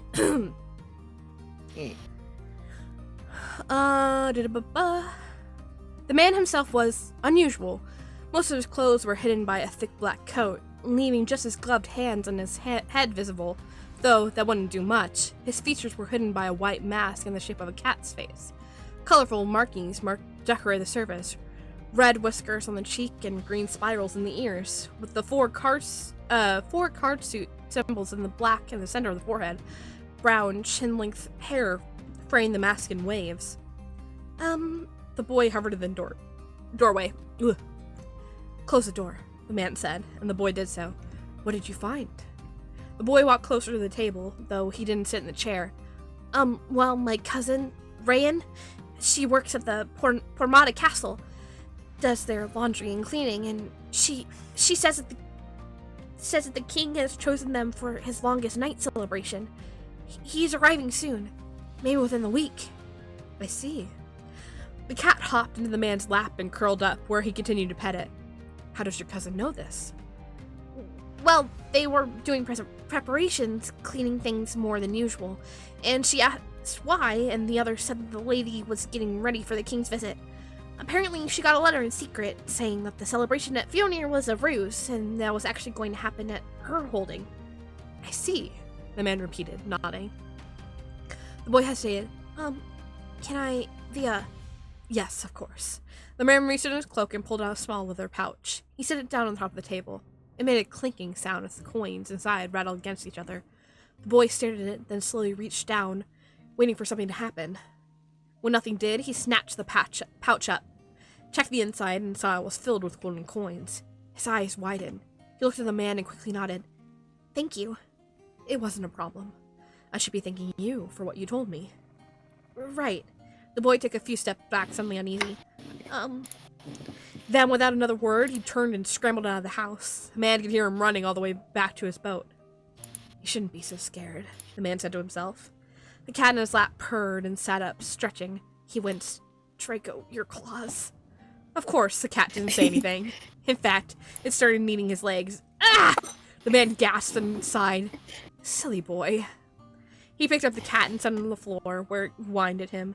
Sorry, but you can't be up here. I need the space.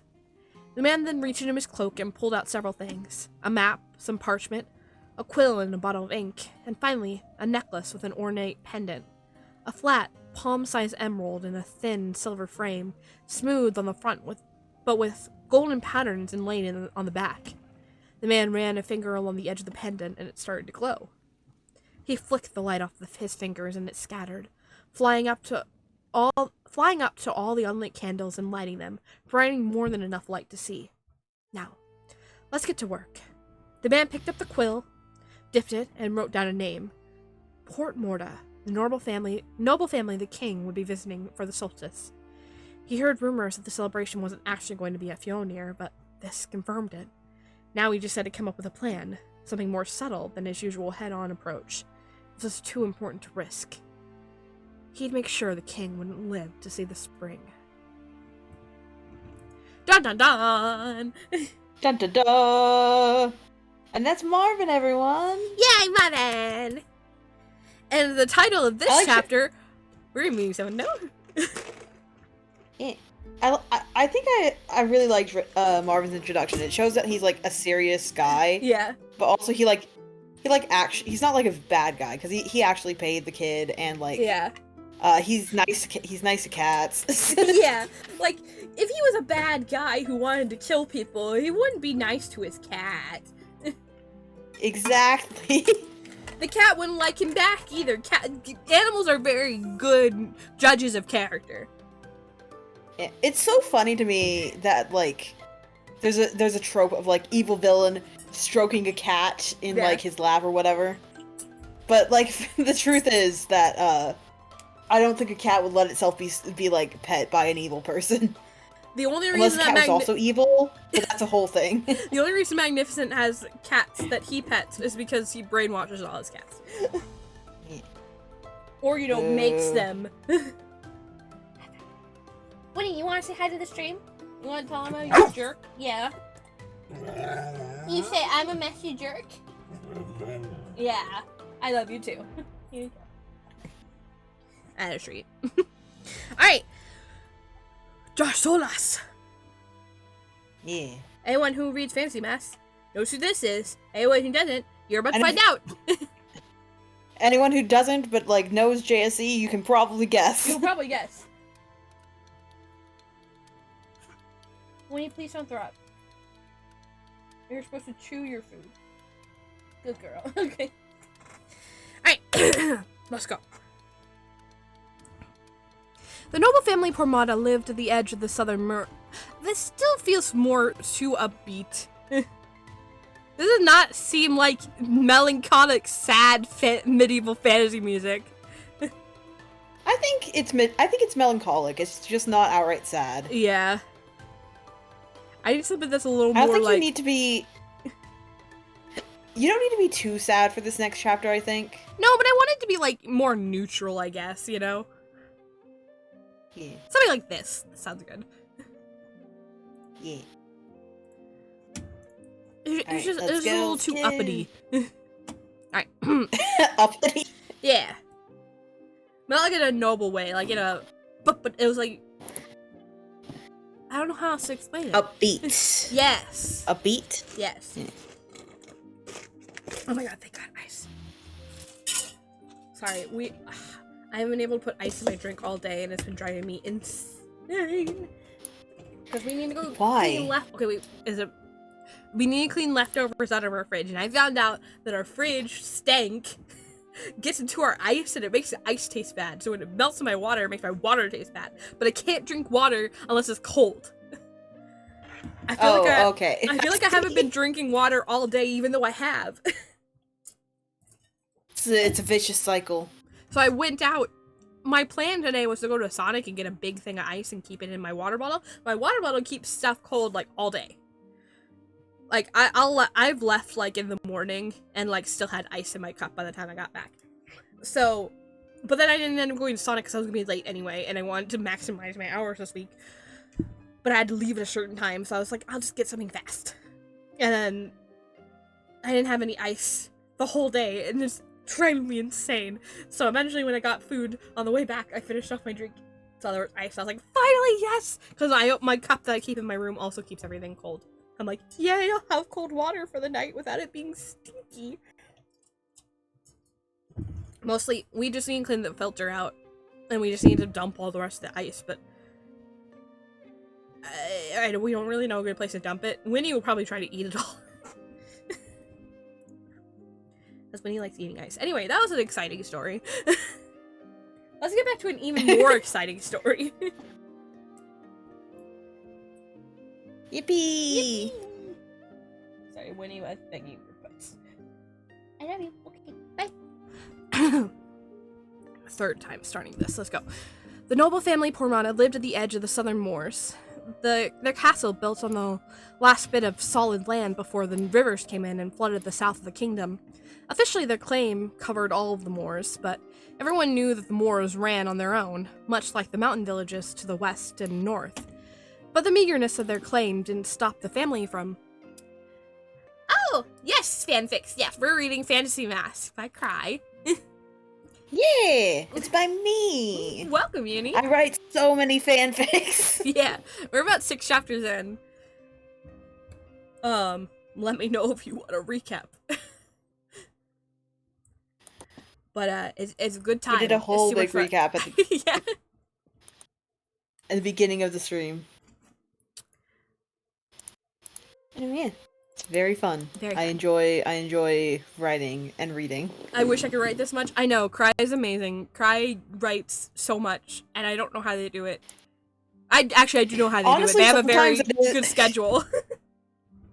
I have a very tight schedule. I try to write every week unless like I'm too busy to, or I'm like even when I'm not really feeling it, even when I'm like sitting at the table, and I'm like, oh, I don't wanna. I like force myself to do it. I like, even as much as it like sucks to get started, once I'm going, I can go forever. That happened to me today at work. I was so sad to stop because I knew my new work thing is like I had no music because I forgot my AirPods. Which I don't even know where they are. Where are my AirPods? I'll find them later. I don't like them anyway. I ordered new headphones. But I brought my AirPods, so I just had to listen in silence today. And all I had was the computer, and if I leaned down on my phone for too long, I was hurting my back, so I'm like, I'm just gonna do it. I'm gonna spend the last hour writing the rest of the Subnautica stuff. And I got so far. And then I had to stop at like a really good moment, so I'm like, I need to write it.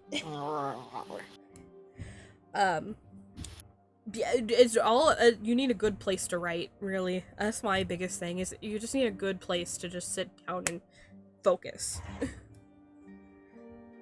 So sometimes I like to lay down in my bed and write on my phone. That's also how I do my best reading. Anyway, focusing. Can you tell that I've had a long day and my ADHD medicine is probably wearing off? Yippee!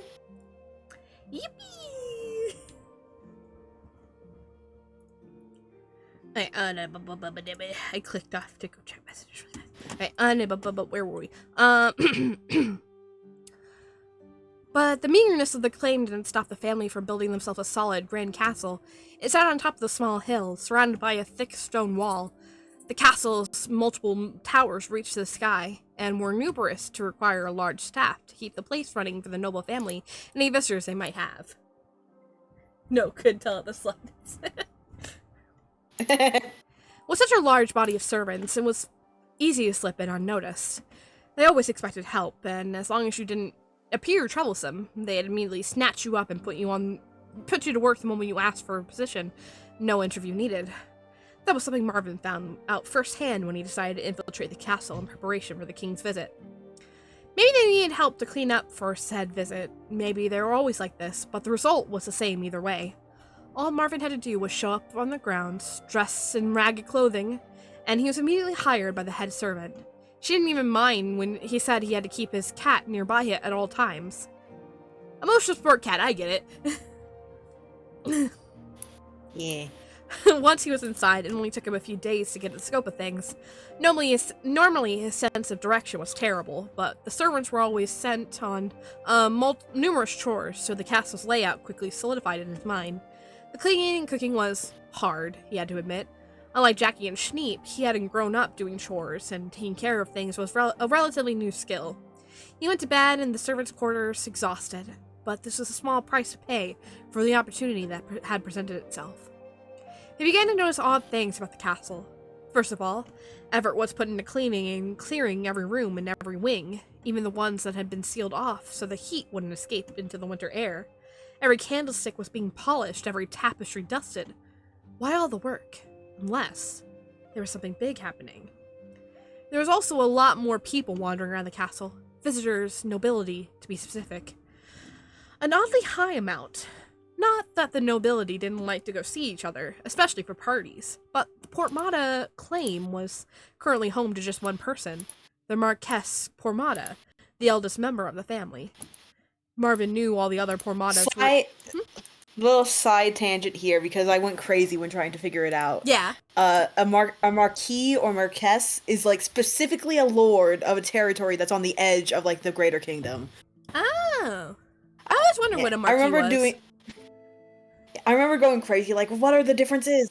Why does it matter? Why does it matter is the biggest question. Yeah. That's the reason. I guess there's differences in, like, how they get treated because of, like, how close they are to the center or something. I don't know. Probably, because it's probably, like, harder to get in, like, contact with them, and they probably have, like, less influence the longer that is. King can't order them around as much. Yeah. Like, if you give someone who's, like, is too far away from your orders too much power, then they're gonna go crazy and, like, declare themselves a king. Exactly. The why will always be more important than everything else that came before it. True. Yeah. I can see that. Let's see, Marquise Portmanteau, the eldest member of the family. Marvin knew all the other Portmanteaus were either traveling or had married into other noble families and now lived with them. There were far too many visitors in the castle for one woman to entertain, even for something as important as the longest night celebration. Not to mention the rumors circling around the servants' ranks. News spread fast through this network, and soon maids, cooks, and gardeners were muttering to each other about the king himself visiting. Marvin tried not to get too close to any of these servants. It would get in the way. Sure, many of them were friendly to him, offering to share lunches or spend their breaks with him, but no, it wouldn't work out. It couldn't.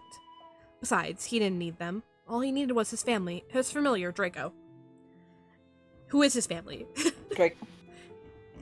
Draco is his family. When he'd been in Portmanteau Castle for a week... He'd been in Portmanteau Castle for a week when the rumors started to buzz. The cleaning suddenly intensified, and the visitors to the keep began strutting about in their finest clothes. One night, to confirm his suspicions, he asked a laundress named Mina what was going on. Huh? You mean you haven't heard? You haven't seen? Mina glanced around the laundry room where she was busy working.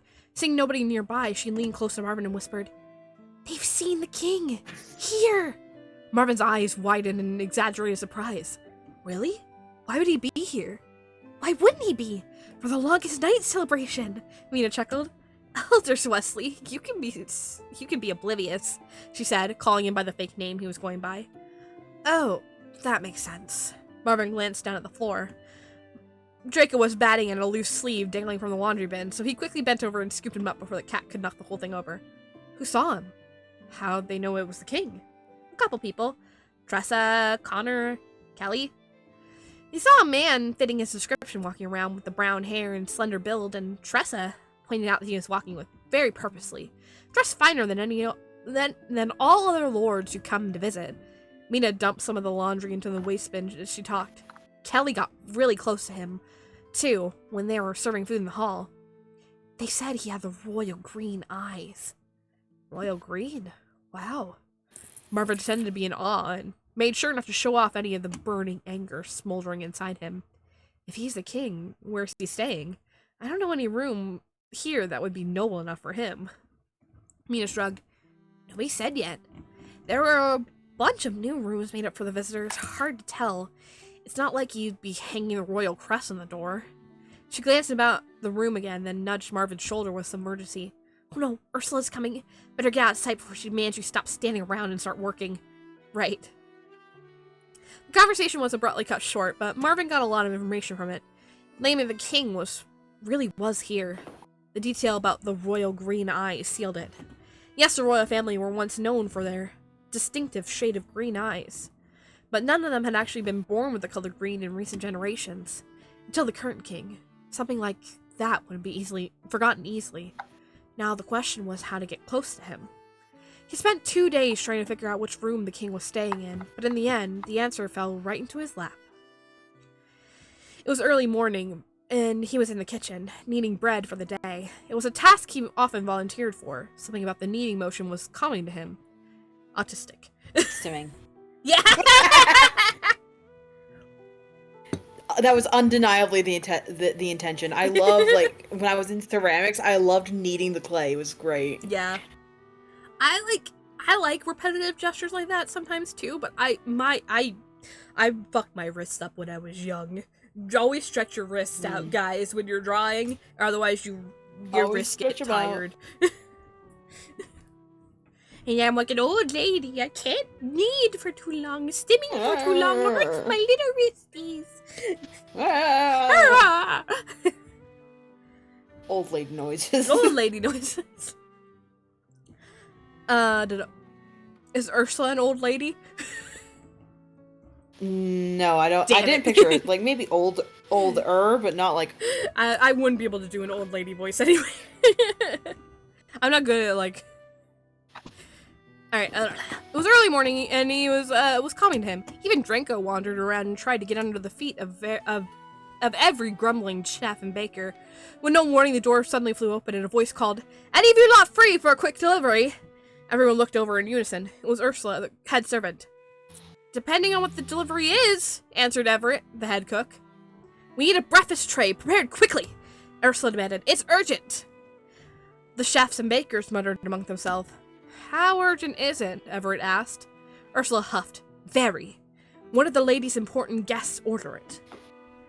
And we don't want to upset him. Marvin's head shot up. Could it be? Alright, don't get your skirt twisted, Helen Dog. Everett muttered, rolling his eyes. We'll make one up, but you need someone else to bring it up. We're all busy here, if you couldn't tell. No one else can bring it up. They're all busy too. Sure, I can scout around for someone, but that'd take too long. Do I need to repeat that he ordered it urgently? Or that we can't upset him? Marvin slowly raised his hand. Sir, if you give me a minute, I'll be finished. I can do it. Everett gave his kneading station a once over, then nodded, satisfied. Alright. It'll just be enough time to make up the tray. See, Ursula? Wesley can do it. No problem. Judging by the tightness of her face and the way she was wringing her hands, Ursula still thought this was a problem. But she stepped back. Okay, Wesley. You'll want to head up the central tower, all the way to the top room. Knock on the door, but don't wait for a reply. Open it and slide the tray right in, then close it and leave. I understand, ma'am. Make sure you do. This is very important for a very important guest. Ursula took a few more steps, right out the door. Then she stood right behind her. Some time later, Marvin was practically running through the halls of Port Malina Castle, Draco at his heels. The center tower was quite far away from the kitchens, though a tower room was odd. Most nobility preferred to stay in the keep itself, since towers got drafty, and walking up and down the stairs was rarely worth the view. Maybe the king was different? It didn't really matter. The king wouldn't be around long enough to enjoy that tower room. Marvin stopped at the base of the central tower, breathing heavily. He quickly glanced around, but luckily the area was clear of any servants or Nova visitors. Good. He needed to be quick. He slid over to the wall and knelt down, putting the tray of food on the floor. There was a 4-legged tapestry nearby, and he pulled it over his shoulders, partially hiding him from view. Then he reached under his shirt and pulled out a pendant on a charm. A beautiful pendant with a smooth, palm-sized emerald and silver frame looking too expensive for the rusted chain it hung from. Even though wearing it might give him away, he couldn't bear to part from his magical focus. A wizard without a focus was like a painter without their paint. They couldn't do anything without it. Quickly, Marvin pressed 2 fingers to the surface of the emerald, which immediately started glowing. Then he pulled his hand away, the glowing light stuck to his fingertips. He drew a rectangle on the ground with his fingers, leaving light behind like chalk on a board. Once the rectangle was fully formed, the middle of it faded away. Now Marvin was looking at the inside of a small box. And inside the box was a few things. A dagger, a bottle of brown glass, a coil of thread, a white handkerchief, and a candle. Marvin plucked the bottle out from the box. He reached for the breakfast tray, swatting Draco away from with a process of, "No, not for you," and pulled it closer. Then he unstopped the bottle, poured a few drops of the liquid inside onto all of the food items, and stopped it again, putting it back inside the small box. Once the bottle was back in place, the glowing rectangle disappeared. The floor reappeared as a solid stone once more, with no sign of the magical box that had just been there. Good, Marvin said, grinning to himself. He pulled away the tapestry. Slight tangent about, like, bottles. Every single time I, like, have a bottle in a scene, my instinct is to write, like, they unscrewed the top. But no! That wasn't invented yet! Yeah, no, you gotta cork it! You gotta cork it! Yeah, cork it! Or, like a wine bottle! Yeah. Yeah. So, like, I just want to, like, make a note of that, because every single time, like, I do it, it drives me crazy. If it ever says unscrew, now you know, it was a mistake. They don't have that. It was a mistake. Anyway. Sorry. Ooh, throat.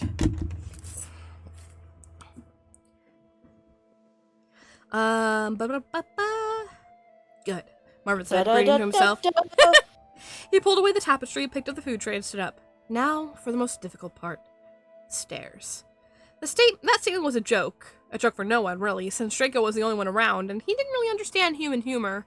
But Marvin was definitely winded by the time he reached the room at the tower top. No matter how often he walked upstairs, no matter how frequently he'd done it in the past week, he still hated them. Maybe that said more about how fit he was than the design of the stairs themselves. Which makes no sense. He spent the past few years running around the kingdom. Surely he'd be more fit by now. He was getting distracted. The room door was in front of him, wooden. A fine door, but no more fine than literally any other door of the castle. Yet, the king was inside. Following the instruction, Marvin knocked on the door, but didn't wait for a reply before easing it open and sending the tray down on the floor inside. Draco almost poked his head through the gap, but Marvin pushed him back, then closed the door. He waited a few minutes, expecting to hear movement inside, but there was nothing. Well, the room must have been thick walls then. With his task accomplished, Marvin turned back and headed back down the stairs, which proved much friendlier on the way down. That poison worked quickly. By that night, they'd hear the news of the king's assassination. But, Dun, dun. dun, dun, dun. But that was not the case. Marvin waited with anticipation, but nothing happened. There was no outcry of poison, no panic at the king's lackeys were left unsure what to do. Things proceeded as normal, leaving him confused. He was sure he got the dose right, and he'd make sure to poison all the food on the tray. Hadn't he? The next morning, the exact same thing happened. Ursula barged into the kitchen, demanding a breakfast tray for an important guest. Everett said everyone was busy, and Ursula repeated the urgency, so Marvin volunteered to deliver it again. Once he was alone, he took the poison from the hidden box and again dosed the food, making sure to add a bit more this time before putting the poison back and delivering the food to the top of the tower. He even had to push Draco back from the door again. But still, nothing happened. And when the same thing happened the next morning, Marvin was about ready to shout out, "Am I going mad?" But he didn't. Instead, played it cool. This time, Everett asked him to take the tray up ahead of time, expecting him to be able to. And of course, Marvin agreed, and secretly added even more of the poison. And of course, Draco once again tried to squeeze into the room at the top of the tower. Honestly, Marvin felt he should have had control of his familiar, but given how cats were impossible to order around under normal circumstances, he took Draco even listening to him as a plus. My nose is itchy. I feel like I'm gonna sneeze. Who did it? Achoo. Achoo. You ever try to order a cat around? It doesn't work. When nothing happened the fourth day, Marvin began to suspect something unusual was going on. Perhaps someone tampering with the poison? No, that should be impossible. That box was buried in the ground, far away from Pomrana Castle. He could only access it because of his magic, but maybe? If he tried again today and the king still did not die, he'd try a different method. So, once more, he took the breakfast tray and when offered, headed to a private area to get the poison out of the box, and added yet more of it to the food, and trekked up the stairs to the room at the top of the central tower. He knocked on the door, then, without waiting for a response, opened it to slide in the tray inside. But the instant the opening was big enough, Draco leaped through the gap and into the room beyond. "Draco!" Marvin cried out, dropping the breakfast tray. Without thinking about what to do next, he threw the door open and rushed inside to scoop up his cat. But of course, there was someone in there. Someone who'd been startled by the sudden appearance of an off-white cat, but even more surprised to see him run in the room after it. Marvin skidded to a halt, looked around, and before he could even think about it, blurted out, "You're not the king." The person inside slowly shook their head. Oh. Marvin took a step back. Now that he wasn't worried about his familiar jumping into the hand of the king, he gave the stranger inside a once-over. The person, Marvin now recognized him as a man, looked a bit like the king at first glance. He had brown hair, as most people in the kingdom did, and was fairly thin. But he was shorter than the king was said to be, had a distinct dark mustache, and most importantly, blue eyes, not green. His clothes were fine, indicating nobility, but the style was a bit old-fashioned, like the black bow he wore around his neck, something that had gone out of style at least 10 years ago. Draco was sitting on a stool next to the man, looking very self-satisfied. Evidently, the strange man had started petting him right before Marvin barged in. "Well, sorry, then," Marvin said awkwardly. The man smiled and shrugged. He gestured at Draco. Huh? Yeah, sorry about him. And about barging in, I wasn't thinking." Marvin glanced around the room.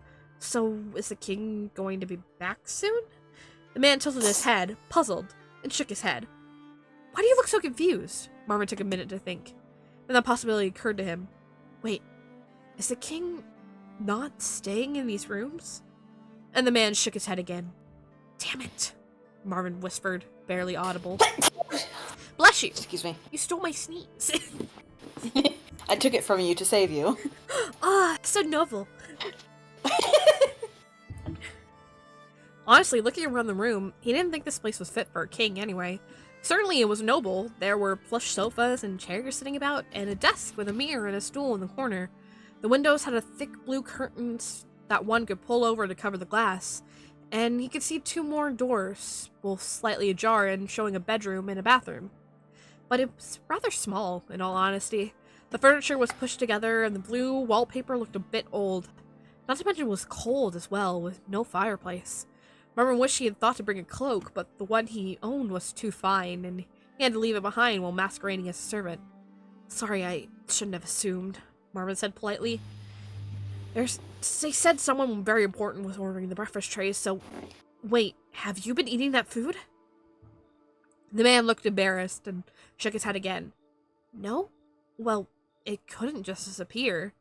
Even more embarrassed, the man pointed towards the bathroom. You've been dumping it in the lavatory? Marvin really shocked. Every day? No wonder you were so thin then if you've been skipping breakfast the whole time. Then you remember the tray of poisoned food he brought. The poisoned breakfast. The breakfast poisoned is poisoned. The breakfast is poisoned. Then you remember the tray of poisoned food he brought and dropped in the hallway. Oh, but might have actually been a good idea this time. I mean, if I'm being honest, it was undercooked anyway, he lied. And the one for today is all splattered now, sorry. The stranger smiled good-naturedly. He nodded. I'll just leave now. Marvin took a few steps backwards towards the door. Hurriedly, the man shook his head, gesturing for him to stay. Meanwhile, Draco pressed his head against the man's arm, demanding pets. Oh, right. Draco, come on. Ears drooping, disappointed, Draco hopped off the stool and walked out the door. Sorry about all this, Marvin muttered, backing fully out of the room and pushing the door closed. As it shut, he had sworn the man inside had a very strange expression on his face. Something like disappointment and desperation mixed into one. How odd. Marvin hesitated, wondering if he should go back inside, but maybe he misread the man's face. That was far more likely than whatever he saw. Yes, he returned his mind to the more practical matters, like where the king was actually staying, if not here, and getting someone to come up and clean the tray he dropped. But as he retreated back down the stairs, he felt somehow regretful. I need to blow my nose.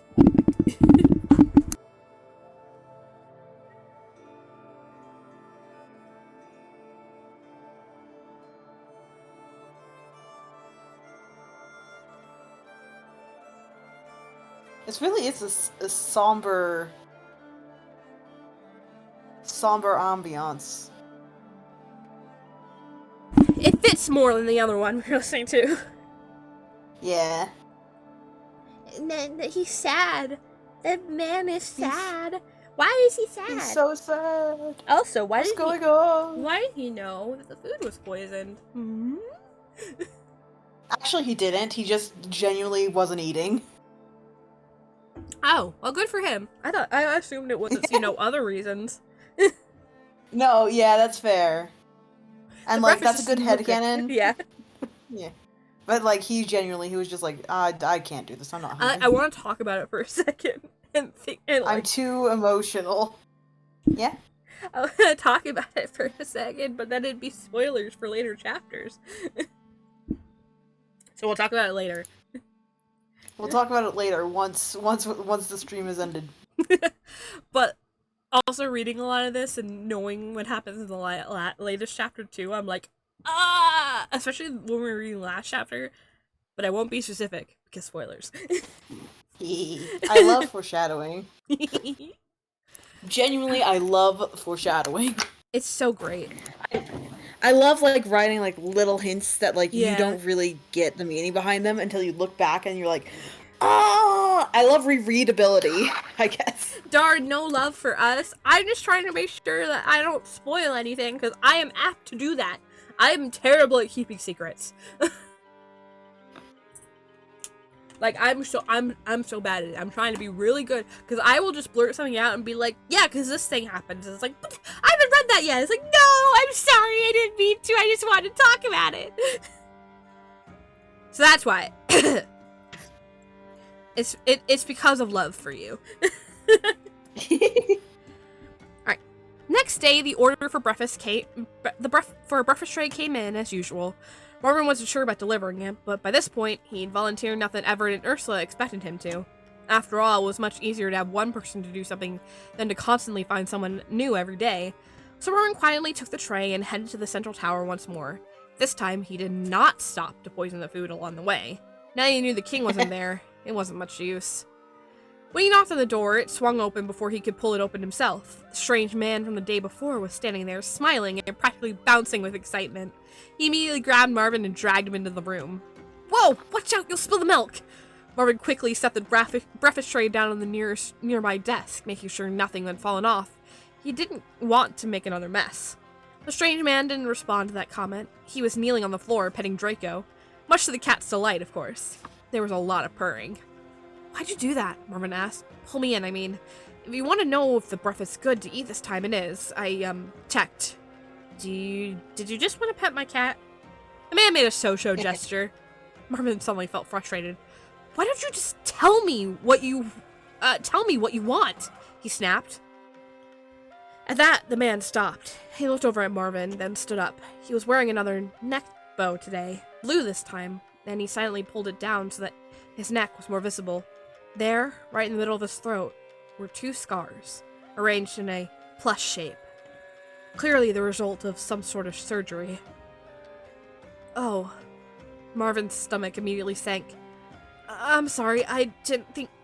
The man waved away his stammered apology with a small smile. It was clearly a sensitive subject, but since it was an accident, all was forgiven.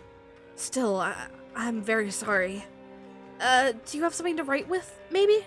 Marvin suggested tentatively. The man shook his head. "He did that a lot, didn't he?" "Nothing at all? What about on this desk?" Marvin wandered to said desk, opening the drawers, but the man was right.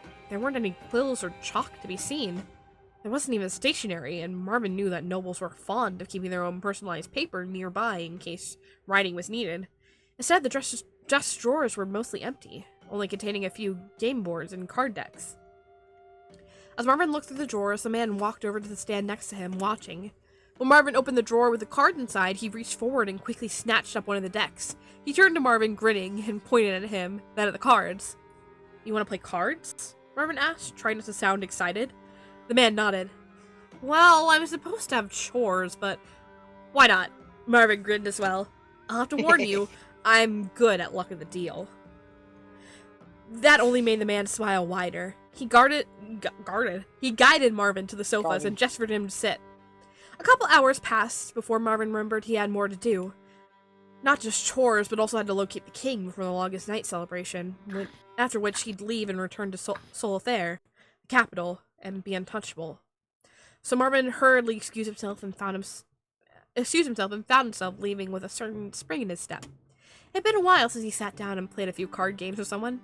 He really missed it.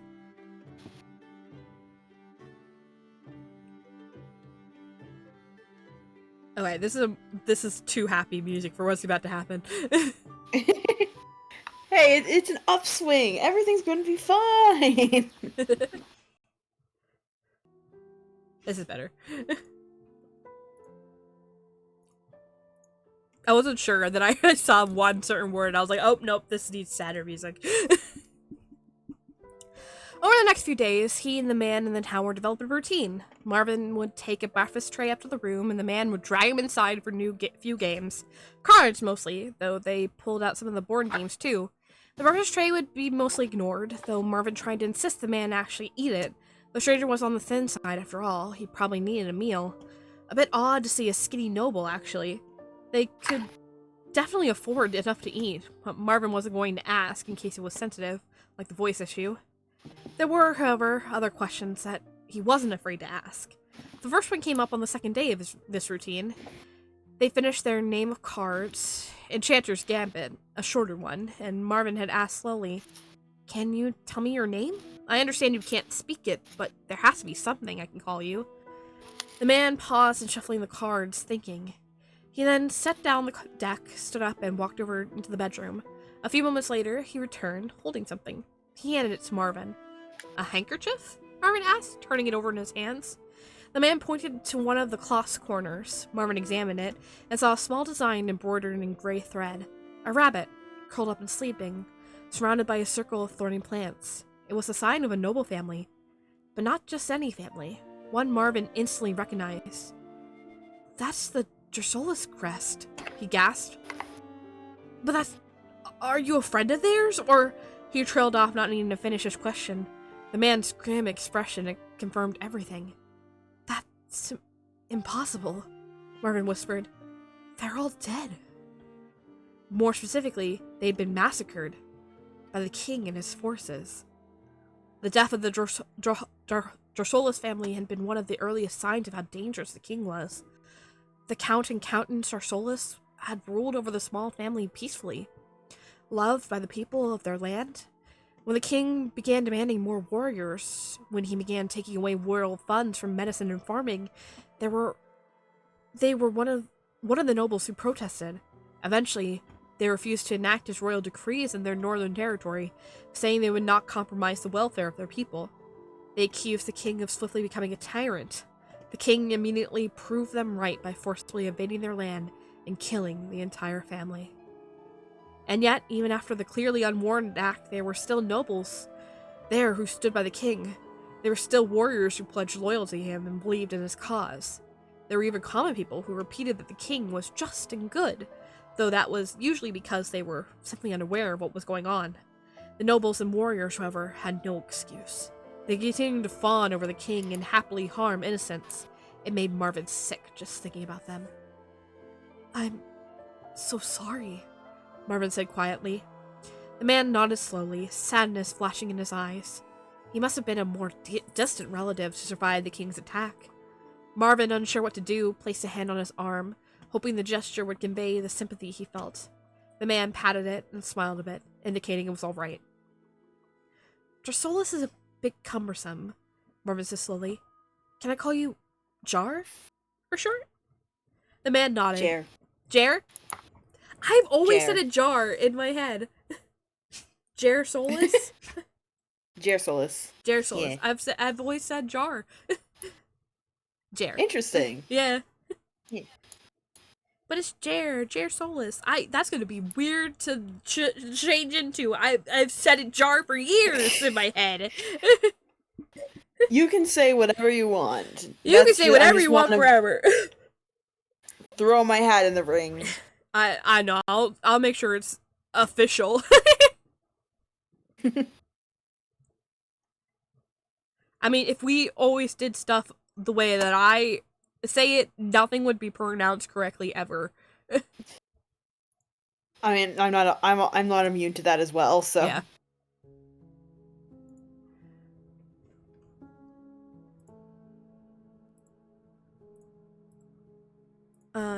Okay. Can I call you Jer for short? The man nodded, eagerly accepting the nickname. He pointed at Marvin, raising an eyebrow. Me? I'm Wesley. Marvin remembered his pseudonym just in time and quickly changed the subject. Want to play another round? For someone who couldn't speak, Jer was very expressive, gesturally wildly and exaggerating his facial movements. Marvin assumed that was necessary to compensate for not being able to say anything. That was odd there was no writing utensils or parchment in his room. That seemed like it would be helpful and easy to acquire too, but Marvin didn't want to push the issue. Maybe it was just a preference, or maybe Jer assumed Marvin, appearing to be a servant, couldn't read much. Despite the issues of communication, Marvin proceeded with his questions. About 8 days after the first breakfast tray delivery, he got tired of Jer continuously ignoring the breakfast. That was perfectly good food going to waste. Why do you even order the trays if you don't want to eat them? Jer looked up, a bit surprised to be asked this, while the two of them were in the middle of the game of, Fitchell. He indicated... Fitchell. He indicated to himself, then shook his head. You mean you're not the one ordering them? Marvin asked, confused. Jer nodded, confirming this, and looked back at the board, moving a piece. How'd you do that? Marvin sputtered, momentarily distracted. I was going to move one of the warriors there. You just cut off my path. He scanned the board. How did you surround my king again? Jer laughed silently, a breathy sound, clapping his hands in delight at winning another game. I love him! He's so cute. Marvin scowled. Draco promptly jumped onto the sofa and knocked over the board, scattering the pieces. Yeah, take that. Take down that game. I'm shit at it, apparently. He sighed and grabbed the cat, moving him to the side. Who's ordering the breakfast trays, then? Can you tell them to stop? It's enough work as it is. Shaking his head, Jer pointed at Marvin. Would be ashamed if he croaked. Just saying. If he died, I will say, I don't usually kill off main characters. Yeah. There are some exceptions, like the Choose Your Own Adventure, obviously. Yeah, that like, one's surrounded by death. That the stakes require death in that. Yeah. But normally I don't like to kill off main characters. I don't know, I get too attached to them. Yeah. I really try to avoid killing. It's usually in the background. Or if I'm in a particular angsty mood and I want to run in one shot, but killing is hard. I'll kill off side characters occasionally. Yeah. I don't know, maybe it's because I'm scared of death, you know? I don't like thinking about things ending that way in a lot of ways. So, and writing is my escapism, so. Yeah. I don't blame you. I don't find the idea particularly pleasant. I am not end coded for Magnus Archives. I'm not either. The end is probably one of the ones that freaked me out the most, honestly. Yeah. I think the fact that I need to be in a specific mood for it, yeah. I know that if it was real and it was actually coming for me, I was actually being haunted by death, I know I would be terrified, but yeah. I don't know, in the Magnus Archives, I know it's fictional, so I'm able to separate it more easily. It's so funny because the I also don't think I guess I also don't, the way they portray it isn't particularly scary to me. Oh wait, no, I wasn't thinking. I was thinking of the wrong thing. The end I actually kind of liked because I really like Oliver Banks. I think that he's one of the coolest avatars. The Desolation. And what's the one that's technically what's the one that's technically not a fear but was becoming one towards the end? The one that's The Extinction. The Extinction. That's the one that freaked me out. Oh, no, that one also definitely freaked. I didn't even listen to most of those. I always think of Binary. I hate that one. I hate it so much. Binary, I don't believe Binary is extinction coded. I believe that whoever made the wiki for they looked at Binary and they were like, oh, this is a man-made horror. Surely it's extinction. No, if anything, it's Stranger. Maybe Spiral. That's true. I also didn't really like the Stranger. Well, no, that's not. I like a lot of the fears, but a lot of them also freaked me out. True. True. I like a lot of the fears too, but I'm fascinated by the dark I don't like the way and the vast. But the space episodes scared me every time. Those are the worst ones. I hate them so much. And the Flesh. The Flesh is very interesting. I do know, but their episodes are the worst. Oh yeah, if I ever saw a flesh monster in real life, obviously terrified. Oh, I hate them. God, this makes you want to re-listen to TMA. It's been a while. I have beef with how every single person in the fandom just reduces the Stranger down to circuses. It's so much more than that. You know, that's so true. I mean, it's because Nicola was such a big part, and technically how a lot of its relevance ended, but it is a lot more, I think, too. Freaking the Not Them, man. The Not Them. They're so interesting. Anyway, focusing. Terrifying as a concept. We're focusing. Anyway, Jer's going nowhere. He's gonna be around for ever. Yeah.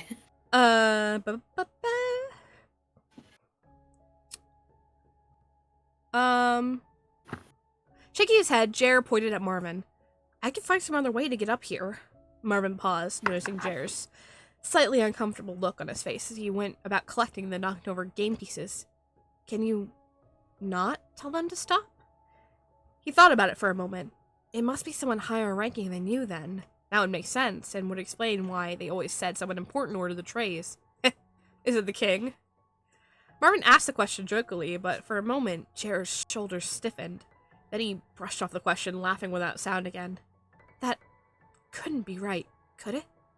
Why would the king go out of his way to order breakfasts for some random noble, and one related to the Gersolis family, which was destroyed?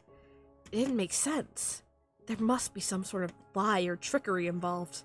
Maybe it wasn't actually the king, or the king didn't know Jared's true identity, or Jared didn't know what happened to the rest of the family. Something like that.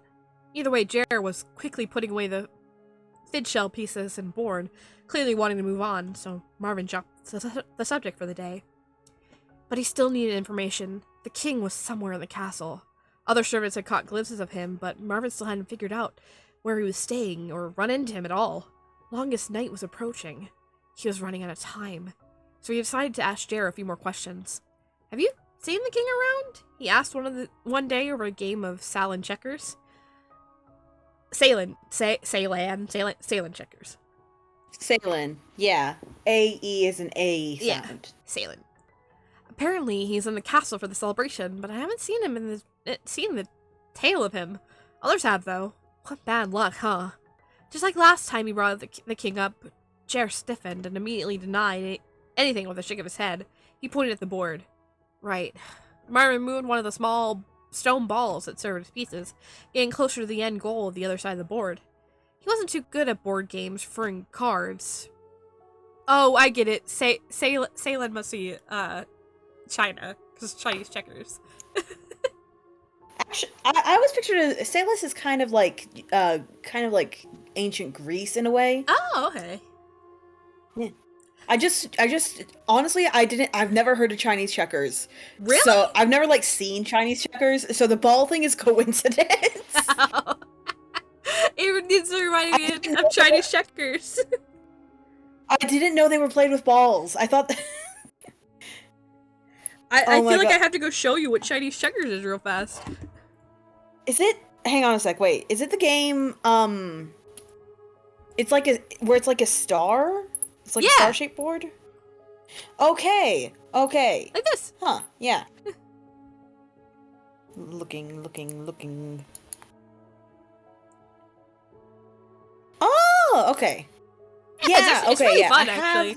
I was like, I'm sure you've seen it on Game Grumps. I didn't know that's what it was called. How did I not know that's what it was called?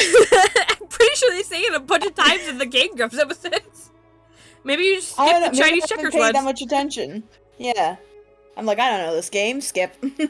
You know what? That's so fair. Their Chinese checkers episodes are really funny, though. I'll check it out.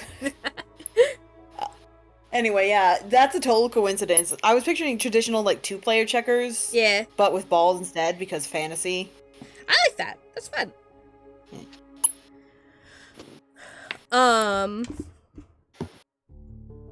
That does. I was like, Salus. I was like, that can't. I was like, in a second, I was like making the dots. I was like, wait, that doesn't seem right.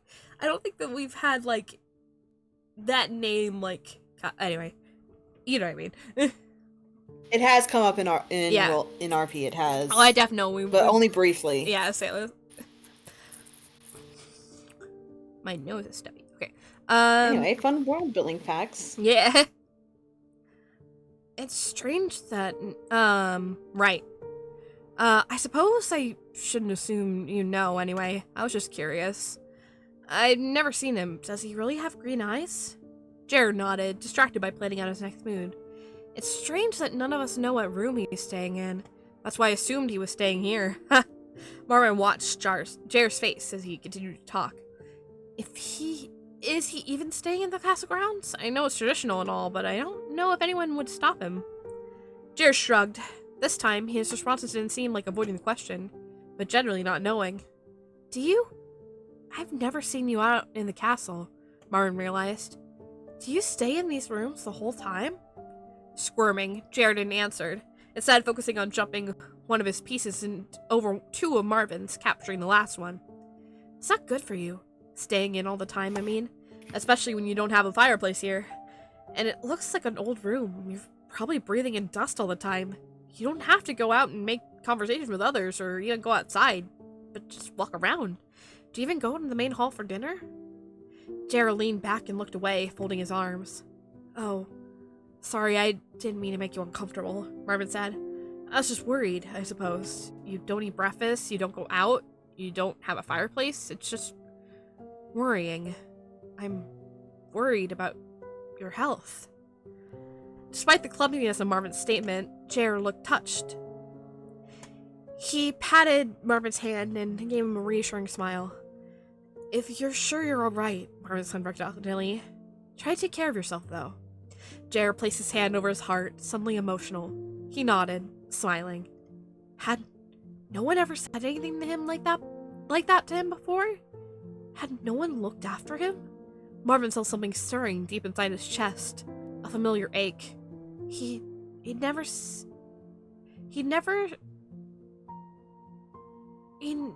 met someone he could, well, relate to.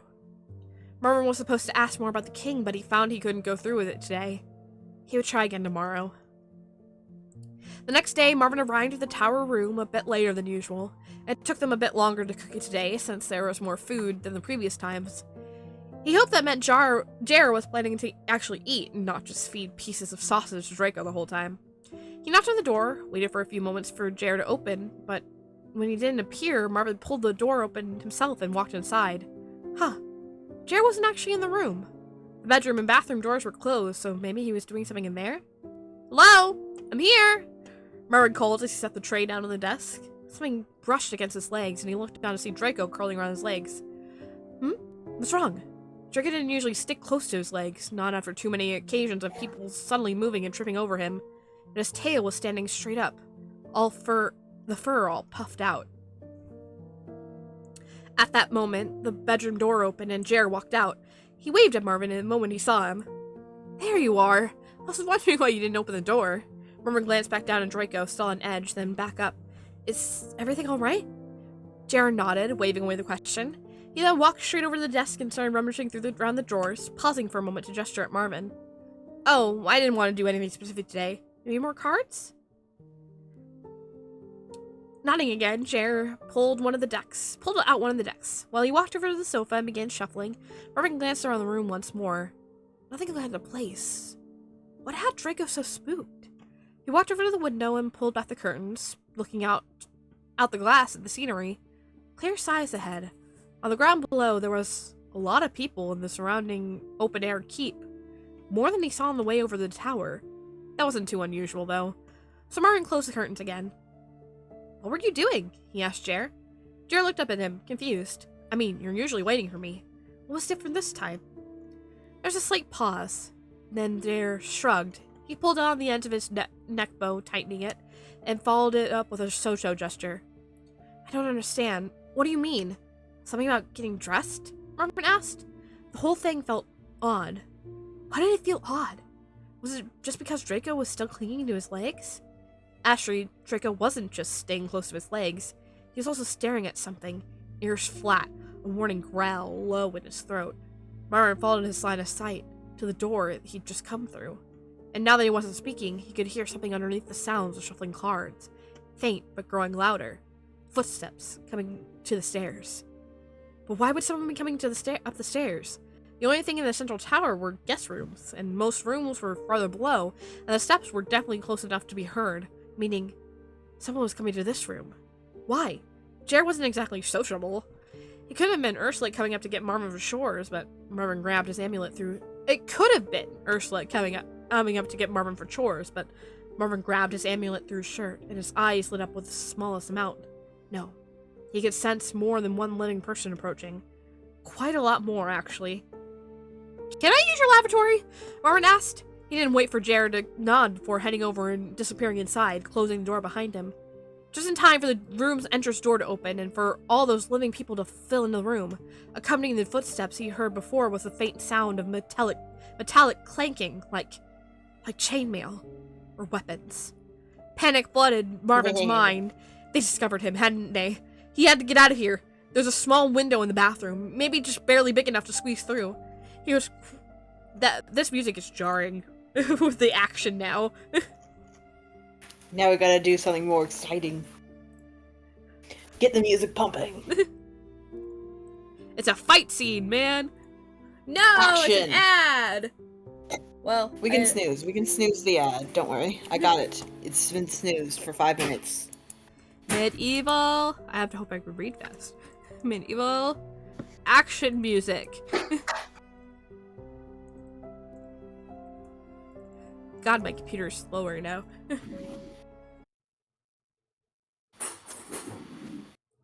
That is 2 such hours a epic specific... battle music. I guess battle music is like a thing, yeah. Yeah. Perfect. Perfect.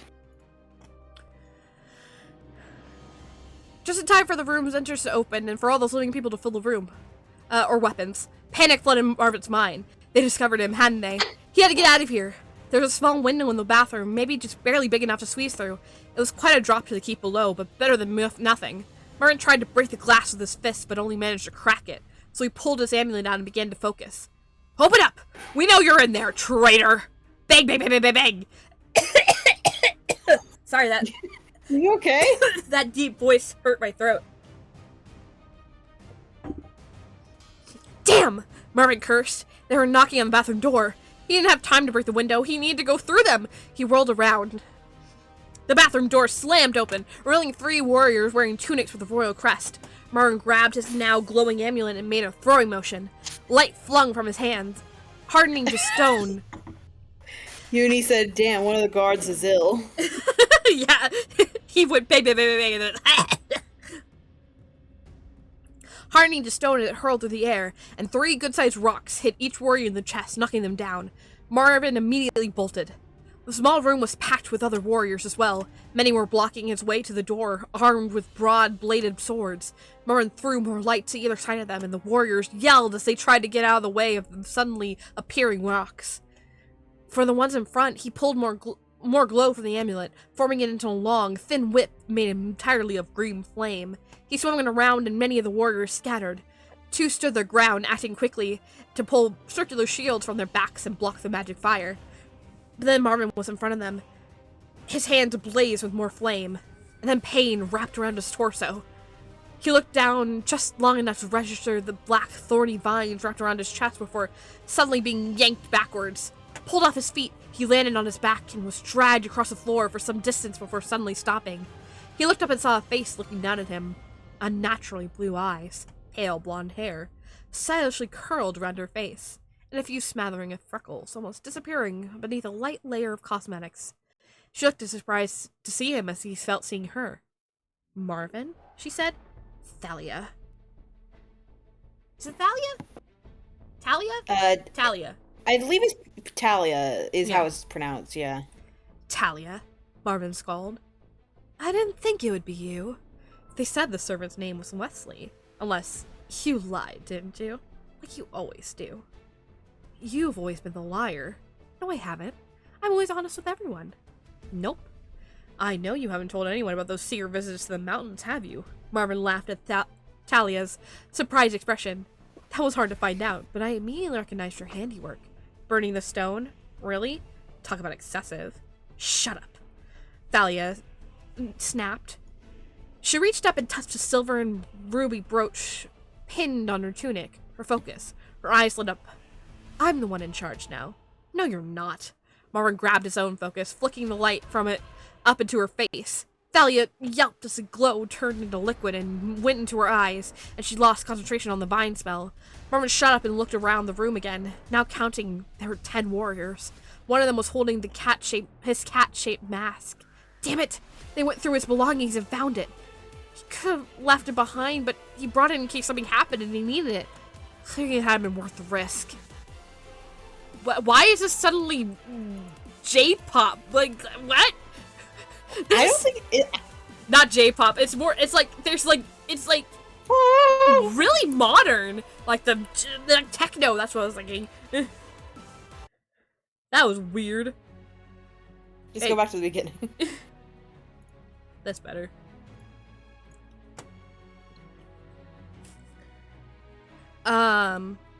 Clearly it had been worth the risk. All the warriors were strategically blocking his ways out. The window, the door out, the doors to the bathroom, and Jar's bedroom. Wait, Jar! Where was he? Marvin didn't have to look far. Jar was sitting in the exact spot he'd last seen him, on the sofa, having not moved a finger since the warriors and Thalia entered. His eyes were fixed downward, his hands clutching the deck of cards tightly in his lap. Marvin blinked. Jar, what are you? Fog suddenly filled the room, unnaturally quickly,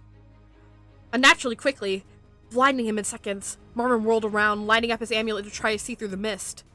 Dark figures lunged out of the fog and grabbed at him, shouting Marvin through the light into the circle. What? Oh, no. I actually clicked to go back. Okay. Now I can see what you're talking about. I couldn't hear it at first, but... Yeah. It's very modern. It's the drums. Yeah, they have like a hi-hat and stuff.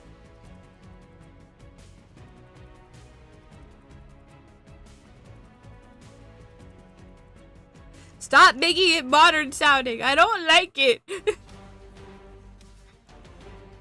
It's still really modern sounding. It's medieval for a reason. It'll be fine.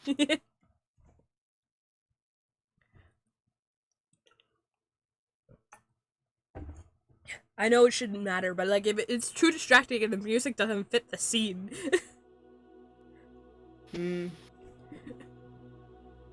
At least for me. I'm like, if I'm listening to something that's really high beat and like I'm in like a higher, like I'm just like, I'm pulling out of the movie. No, I get it.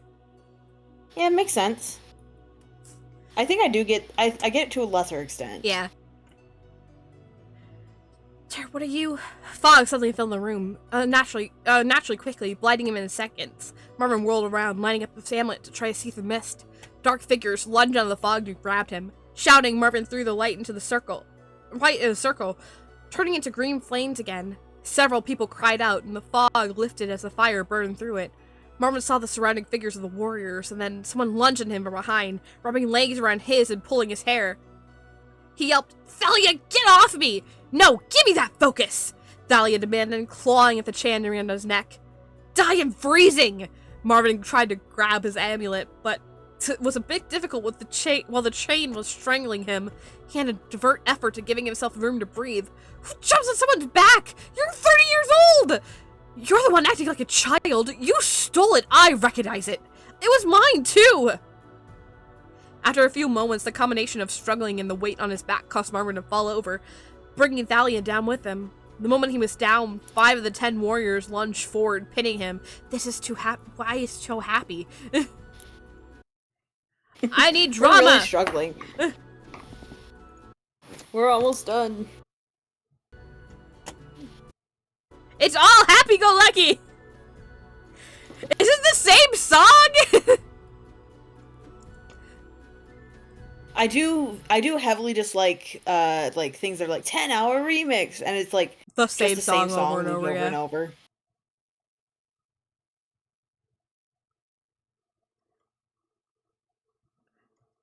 The valiant warriors will land.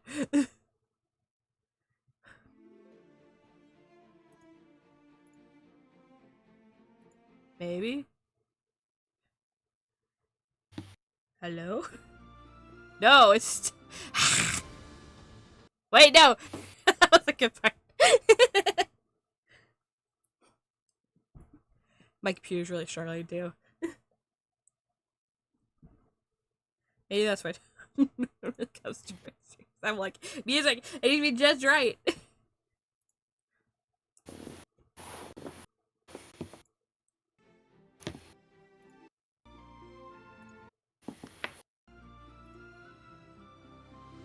There we go. Yeah!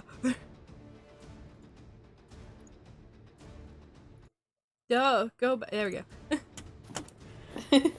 After a few moments, the combination of struggling and the weight on his back caused Marvin to fall over, bringing Thalia down with him. The moment he was down, 5 of the 10 warriors lunged forward, pinning him. He struggled, but there were just too many. Then Thalia pulled once more on the chain holding his amulet, and it broke. She backed away, holding the amulet upward in triumph.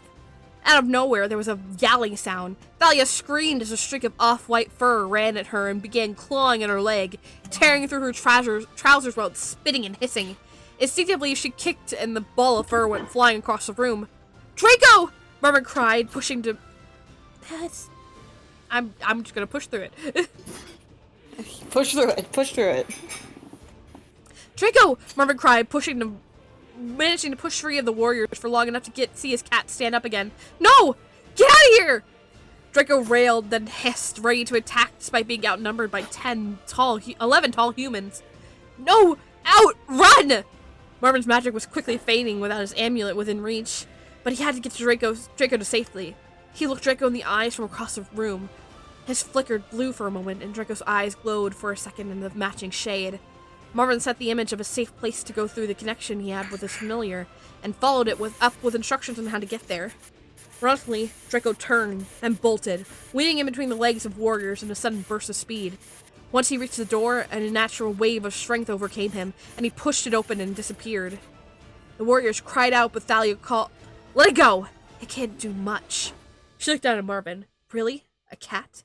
Why not buy him something more useful, like a dog? Fuck you, Marvin shouted and lunged at her. Then a warrior brought the hilt of their sword down on the back of his head, and everything went black. The end! For this one anyway. Cliffhanger! Bum bum bum! What's gonna happen to Marvin? Dun, dun, dun. I know, but you guys don't. We know. It's gonna be fun. You can always read the thing. Yeah, if you guys can't wait till next time, available on 803 and Tumblr. Yeah. Just look up Crystal Ninja V-Nex. Fantasy Masks. Anyway, thank you guys so much for watching. VOD watchers and regular watchers alike. Yeah. Hopefully, tomorrow, depending on schedules, we'll be starting Master's Archive Rancode. Master Detective Archives Rancode! Master Detective Archive Rancode. We're very excited about it. And then, probably on Sunday, It's not an appropriate sound effect. We're gonna go to the last island on Dredge. I don't know if we're gonna finish the story, but at least the last island we can discover, I think. We will at least look at the volcanic island, yeah. Yeah. And then hopefully next be very week, cool. we'll be back to AA, if not having more of our friends available, because, fucking, finals weeks is a bitch. Yeah, all our friends are in college except for us. Ironically, I work at a college, I just don't have to deal with finals. Eh. But anyway, we will catch you guys tomorrow. Until then, Yeah. bye! Bye! Woo, there we go.